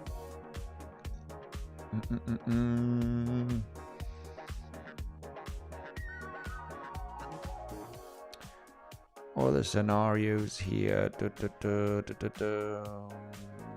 I think we covered a bit of everything also on the low. I mean, the lower time frame exhaustion, check the correction, the move down tomorrow, right? If that does happen, unless we move up with increasing volume and we just want to go higher, right? It's just, if we are moving up with high volume, don't fight the volume move. Just like yesterday, you know, you're moving down with high volume already from the low 70k levels. You know, don't fight the volume. Let the volume, you're increasing with volume, let it go. Let it go till you actually, you know, get some sideways exhaustion.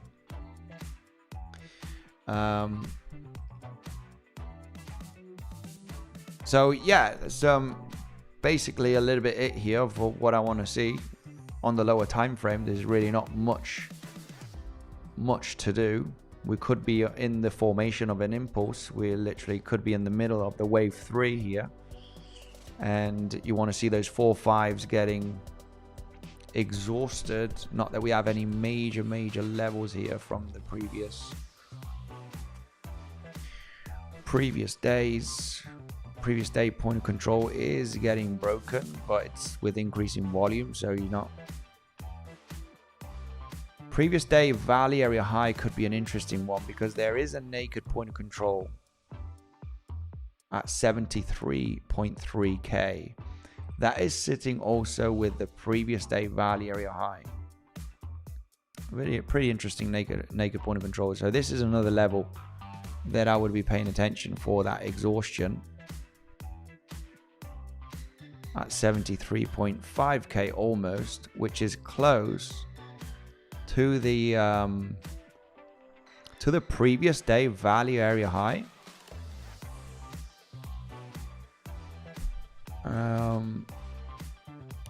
Yeah, that's a very interesting level.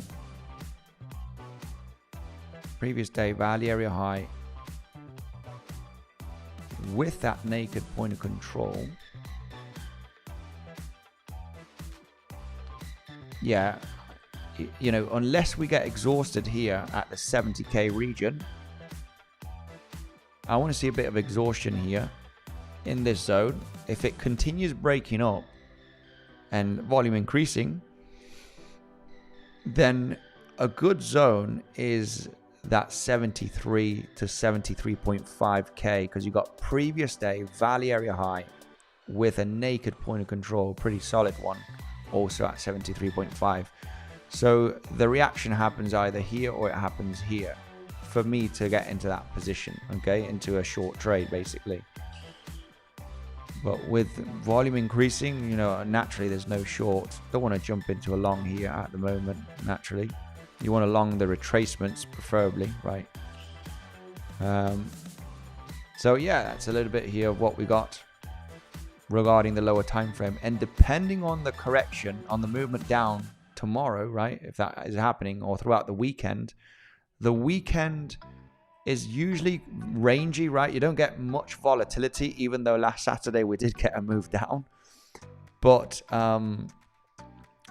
Saturday is usually rangy, okay? You usually form a range of a few $1,000s, not much, which could be a correction. If this move today, Friday, proves itself to be an impulsive move, then maybe throughout Saturday and Sunday, we form a very choppy, rangy structure.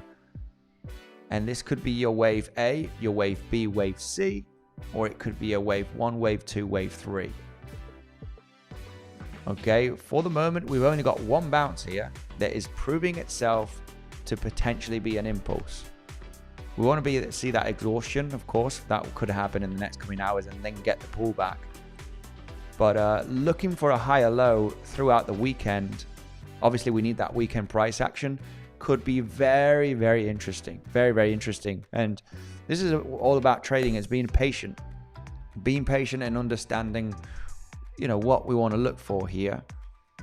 I understand that this does have a chance to be an impulse, and weekend is coming. Weekend is very well known to form a rangy structure. And naturally, if we got this bounce today that has the possibility of being an impulse, we could be looking at a corrective structure throughout the weekend to then only pump back up on Monday or Sunday evening, right? It's a plan that is obviously going to be watched very nicely inside of the community, of course. And the community, Devil's been absolutely crushing it with the updates in the community. I will be more active throughout the weekend in the community, getting ready for these different scenarios that we're looking at, guys. Remember that it is your chance right now. If I'm not on YouTube, I will be in the community, of course, and Devil and the rest of the coaches looking at not only Bitcoin, but other markets, also crypto, obviously altcoins. And you have the chance right now, okay, to join just with the word access. Send it on my Telegram, okay? Send me a DM.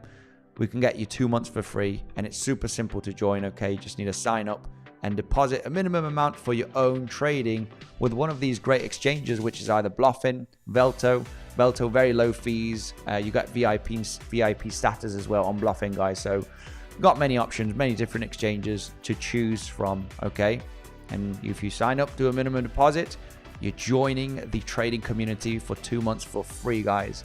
Take advantage of that. Okay. Why does Wave 4 hitting the GP? X-Force Global. Yeah, I actually know him as well. He's pretty cool with the Elliott Wave theory. Also, X-Force Global. Yeah. I think he has about 15,000 subscribers, I think. I think he does higher time frame Elliott Wave, right? Yeah, it does ring a bell. Why does Wave 4 hitting the GP 78K invalidate the move if it doesn't overlap with Wave 1? Just because if you do take a look at the history of an impulse, it is not, you would say it's a soft invalidation, okay? The reason why the golden pocket would be an invalidation for a Wave 4 is because it is one of the rarest, hits on a Fibonacci of your Wave 3 to hit the golden pocket. If you try to find an impulse, okay, and every time you hit the golden pocket, it's been proven that you formed something else. So when you realize, this movement down, when you're looking for a possible impulsive move down, check all of the Wave 4s. Check all of the Wave 4s where you can see, and also check the different waves that could have been formed as well, all right? Because you might have a 5-wave structure and you hit the golden pocket where it might be a diagonal, right? But check if it is something different, such as a WXY, because you can form many different structures, even though it looks like an impulse. But if you try and spot a 5-wave move to the downside, I can tell you already, it's close to impossible to find a Wave 4 that's hit the golden pocket, even though it hasn't overlapped your Wave 1. I mean, in this case, your Wave 1 is exactly at the golden pocket, but you literally won't find one. You won't find a Wave 4 that's hit a golden pocket. It might be one out of 1,000, and that's how rare it would be. So it's considered already an invalidation on how rare, extremely rare, that a Wave 4 would hit the golden pocket. So it's all about finding the history, going through the history of price action and looking at potential impulsive moves, and you just realize that the Wave 4s always bounce between the 0.236 Fibonacci and the 50%. So it's just because of that. It's because of history, basically. Right, let's go. Okay, so that's just basically the main reason, right? Somebody was asking about why, if the golden pocket is hit, it invalidates a Wave 4, and that's the main reason, because you will I'll tell you what, if you see a Wave 4 hitting a golden pocket, I'll send $500 in USDT. And if we share the chart, then I'm sure we can get another combination of maybe a corrective structure, or maybe a double zigzag, right? Something else, even though it might look like a Wave 4 hitting the golden pocket. Where were we here with the levels and scenarios? Previous day value area high and a point of control at 73k zone is an interesting area if we do not get exhausted here. Okay, if we do not start getting exhausted at the value area high of 2024 range, then a good zone to get exhausted is the 73k zone. Really want to see that sideways momentum here before we end Friday. And if it continues to rally a couple of $1,000, you know, this would be the zone that I want to see the exhaustion to then get the pullback. And you know, this will be looking pretty impulsive. This right now has a very good chance that it could be an impulse. Naturally, you want to see that 4-5 price action, right? A slightly higher low and a bit of a range, and take out the highs again. And then we can consider this movement to the upside being a 5-wave move, right? You need that exhaustion sideways momentum, and we can consider that already being an impulse, either in a wave A or a wave 1. And then obviously tomorrow, throughout the weekend, is going to, as it is commonly to be a range, we can really speculate on a 3-wave move. But we just need to be paying attention, of course, on how the price develops throughout the weekend. It's one of those where you're pumping on a Friday, you range throughout the weekend, and you pump on before the Monday open, right? Kind of thing. You know, Sunday evening, you know, kind of creates that next rally to test the highs. It's one of those weekends, right, that has that potential. So naturally, we're pumping on Friday, boom, boom, boom, with high volume. Stock market, the S&P 500 is getting a relatively nice bounce from that value area low of this entire trading zone of the last few months, right? Value area low here holding pretty nicely. Hang on a minute, we need to count this price action as well. From this range, obviously we're not counting this, but yes, from here. And this bounce is helping very much with that rally on Bitcoin for the moment. We do have the point of control here on the S&P 500 at 6,950. Maybe today it does get a bit of resistance and starts pulling back before the close. And that's where Bitcoin could naturally roll over, right? Yeah, not much more has to be discussed here on the lower time frame. Levels of interest, where I want to see the exhaustion is either here or either here. Would be nice. We don't always get the exhaustion. Of course, the price could reject from here, but you know, for me, there's no major quick trade as we're moving up with high volume. Okay. So yeah, getting a bit of exhaustion is what we would want to see, as explained here with the S&P 500. It is the best moment, right, coming into resistance to get that exhaustion, right? It's the best moment after a big move with high volume. Just get exhausted with slightly higher lows and higher highs, and you know, you realize that you got a high probability move down to happen here, to position yourself in a short. So that's a little bit of the plan. Interested in swing longs? Very much. Swing longs take time, guys, right? It takes time. This was 3 weeks ago. This was, well, I mean, it's only a week ago. It seems like it was a long time ago, but it was only 1 week ago. But we need a lot of information to speculate on the bigger moves, right? And at this point, it was just so highly likely that we were going to get that breakdown in the last couple of weeks, right, where we're just understanding the higher time frame perspective. And it's like, right, you know, now it does look like the moment that in the next few days, might take a week, we're looking for the breakdown here to get below $80,000.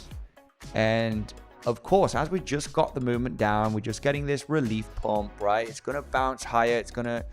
The structure will give us information for the highest probability movement.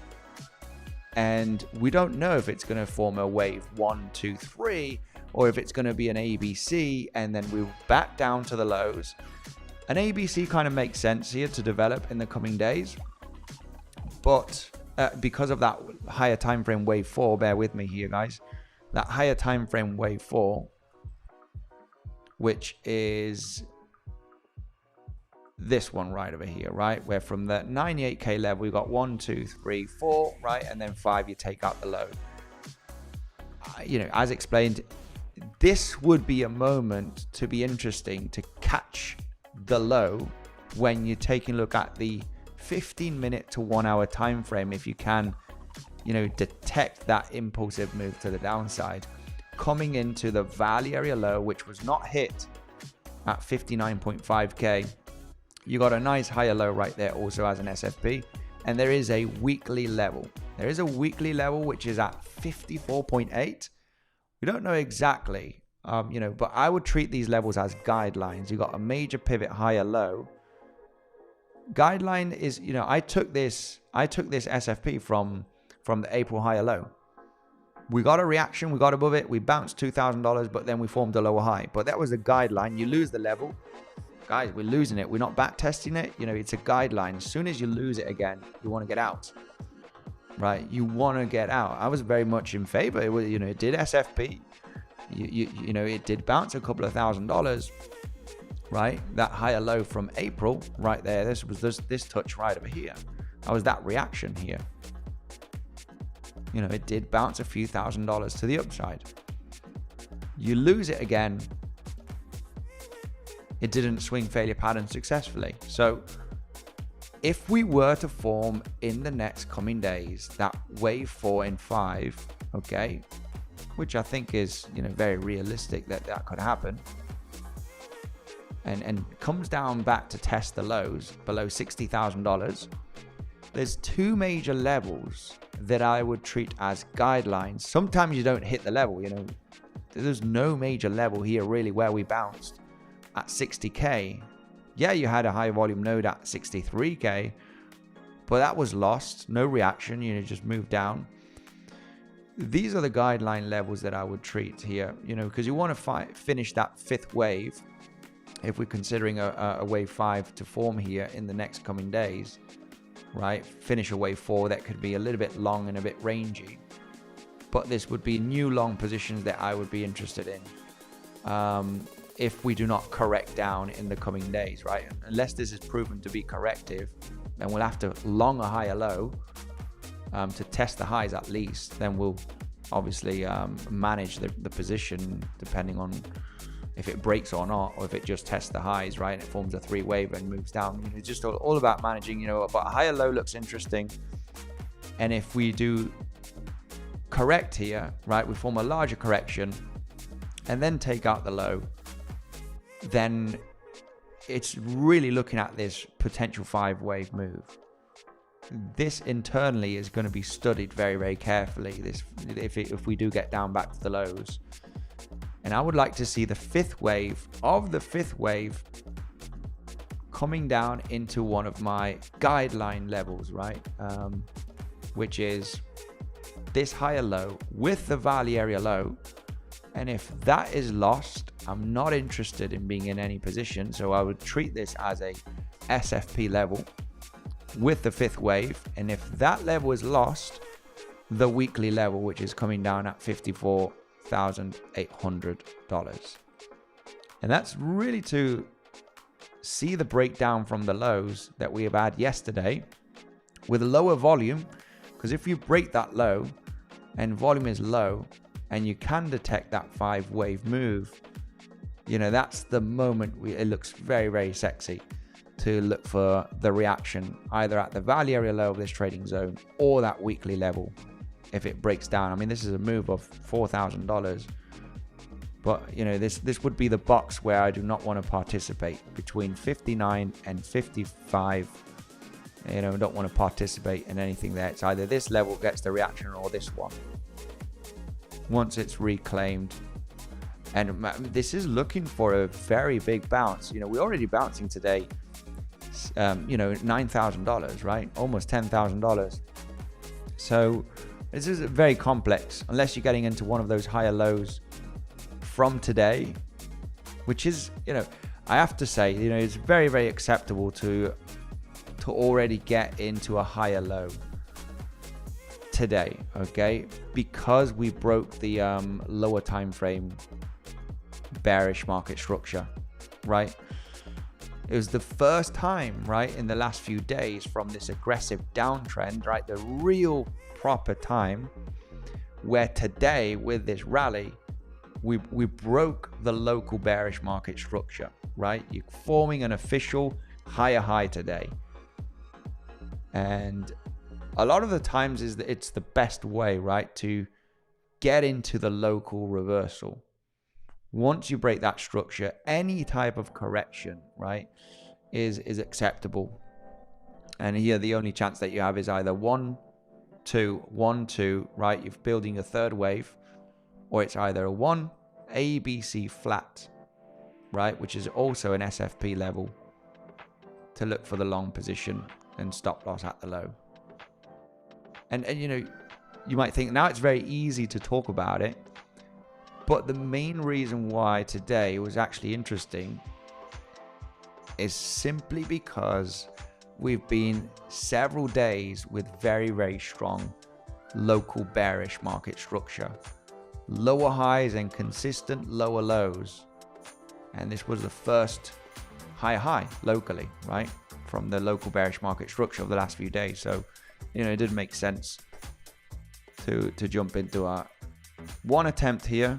You know, I would have said that this would be a valid attempt just because there is a slowdown with stop loss at the lows. And if you get stopped out, you're looking for the SFP for the flat. And this is gonna, you know, if this ends up being a 1, 2, 3, 4, 5, right, you continue the momentum, it's gonna offset your stop loss naturally, right, if you take out that low. Because this is already a 3-to-1 risk to reward, right? Right, let's I'm kind of flip-flopping into education at the same time than actually looking at the scenarios. So higher time frame that could be a, you know, as explained, this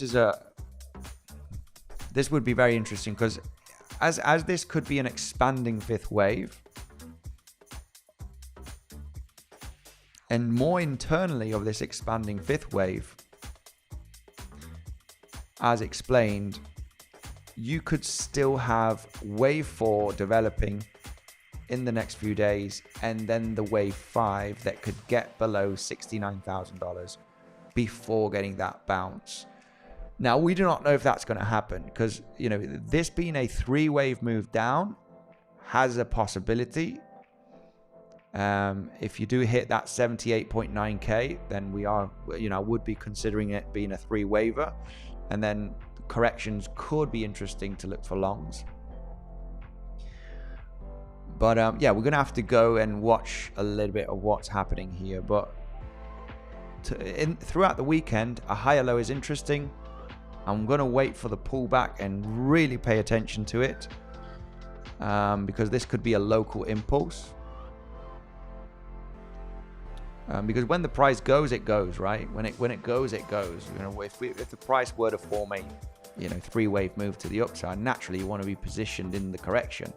So we're going to have to watch for that correction to see if it is worth getting into the pullback.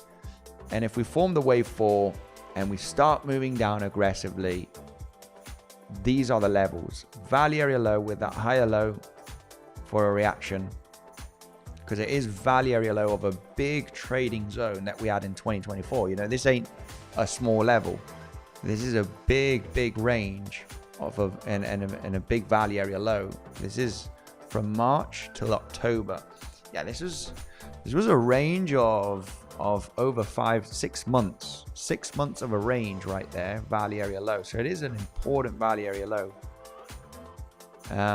And if that level is lost, then naturally the weekly level would be your most important one at 54.8k, which is a guideline. You get below it, I'm not interested. Get above it, it's a potential long position for a decent bounce. So we're gonna have to have it inside of the trading plan book, right? As swing trades, as levels to pay attention to. So that's a little bit of what we got here, legends. We are rallying with some volume, little bit of a V shape on the lower time frame. It's just moving up. We got nice volume kicking in the last few hours. You want to see this get into that slowdown period, right? With volume going lower. But this is pretty steep at the moment, still pretty steep. You want that to slow down, right? You want this parabola, if you wish, to slow down here. And then you're like, okay, boom, boom, boom, 1, 2, 3, 4, and 5 right there. And you get the movement down. So until that doesn't happen, it doesn't make sense to attempt any short positions here, really. Want to get the slowdown. Remain patient is the name of the game. Looking good. Thank you, my man. Is that me or the charts? BTS 845. Much love to you. Let's go. Let's go. Meme Cat D. Absolute legend. Fly high. BTC. Fly high. Finally, right? Finally. Not me. Keep going up. Thanks for the analysis, Rudy. Much love to you, my man. Hope you're doing well. And you're very welcome, man. Very welcome. Rudy is inside of the trading community. He's an incredible chartist. He does provide so many different altcoins and great charts inside of the community. Shout out to you, Rudy. So nothing happened depending on what you're looking at, what time frame. All-time high by tomorrow. Yes. Yes. Who knows, right? Who knows? We might have all countries, governments printing trillions of dollars worth of their currency, devaluating fiat, and people are just going to have to buy more gold, Bitcoin, and whatever, right, to not hold cash, and we hit all-time high. Unlikely. Much love to you. Chainlink TA, please. I'll tell you what, Ethereum looks good. I'll tell you what, Ethereum does look good. So Bitcoin is pumping up here. Just continuing the rally at the moment nicely today. We need to see that exhaustion for any signs of a pullback, okay? At this point, it's just not worth it. Lit Chainlink. I know a lot of people don't want me to take a look at Chainlink or any altcoins. Nice little bounce on Chainlink. I think at this stage we can clear up all of this. I mean, this was analysis from, don't even want to save it, but yeah, Chainlink is coming to the demand zone here. Big demand zone. This did take a couple of years, 2022 till end of 2023 almost. This is a big demand zone. You know, you naturally, Chainlink just tapped the point of control. Holy smokes, like a perfect touch right there. At $7.20 is the point of control of 2022 and 2023. I mean, look at that touch from yesterday into exactly the point of control. You know, you would expect a major reaction bounce, of course, coming into this demand zone here and the point of control, sweeping up all of the lows of the last year, basically. But you know, as we are in bear market, you know, it was very easy. This was a Wyckoff-free an accumulation schematic. We like these accumulation schematics. We do talk about them, you know, when we're at the end stages of the bear market. I mean, I'm not sure if anybody has been in the, you know, following the channel. Maybe a lot of you are new from the last couple of years, but basically here, this was a very important buying zone for me, and I haven't sold a Chainlink. I haven't sold a single Chainlink. So I'm literally in a very slight profit from my spot bags. But this was a very interesting buying zone for Chainlink. And of course, what I would want to see in the bear market, which I think still has many months, is to form a range here in the demand zone, right? Which is this one right there, to realize that we're forming an accumulation, right? You know, it would be nice to form a little bit of a range in the coming months to really start, because this was picture perfect. I remember even the spring point here, which we were very vocal about. spring point, right? And great zone to accumulate. For me anyway, I was just saying what I'm doing. And a few months later, then we got a big rally. So, but now we're back down. So if you don't sell, it's kind of pointless, right? This is the danger of altcoins. But I really bought Chainlink for the very long term. Been holding Chainlink for 7 years right now, guys. Since 2019. My first Chainlink was bought at $1.60. So imagine that. It's like, we're going to save it. We're still going to believe. But anyway, yeah, not much. Where Ethereum is very, very interesting. Ethereum is at a very, very interesting zone, which we talked about this. If we lose this level, the next level of interest is that 0.88 fib. There it is. There it is. We're getting the bounce from Ethereum at 1,800, which is an order block right there. You do have an order block here from the higher time frame. Nice consolidation, 0.88 Fibonacci from the lows to the highs, and it is bouncing from 1,800. Very, very nice. Very, very nice bounce here of $200 already plus. Bit of a catching that level here situation with yesterday's drop, but it was a very, very high probability bouncing zone, that consolidation order block basically. And now it's coming to the valley area low of this entire trading zone of the last few years. Anyway, people don't like me talking about, not sure, we did discuss this on a stream, I think, a few days ago, that if we lose this valley area low, you know, look for 1,800 to be the bouncing zone here for Ethereum. Legends, thank you very much. Bitcoin is still getting that pumpy action, so not getting exhausted. Not getting exhausted as of yet. As it's not getting exhausted, you just let the price action, let it go. When volume is increasing and you're forming a little bit of a parabola, let it go. There will be a moment that it will slow down naturally. Once that slowdown happens into levels of resistance, previous day valley area high is looking interesting at 73k zone. That is also with a naked point of control. There is a naked point of control also at 73.5k, which is literally from this consolidation. So let's see. Legends, thank you very much for joining. It's been a pleasure on a Friday evening or morning, depending on where you at. Much love, Rudy, who was in the comment section here. Thank you very much for joining. Updates and scenarios will be provided in the weekend inside of the Legends trading community, okay? Inside of the trading community, we will be providing those updates, getting ready for some scenarios with the coaches. You have 2 months for free, guys. Just send me a DM with the word access. Super simple. You just need to sign up and deposit a minimum amount for your own trading to join the trading community, okay? You can use either Bluffin, Velto. You got many links down below. Choose your favorite exchange. Send me the word access. I'll share the instructions. We'll hop you in the community for 2 months, guys. Take advantage. Thank you very much. Have a great weekend, and I'll see you in the next one or inside of the trading community.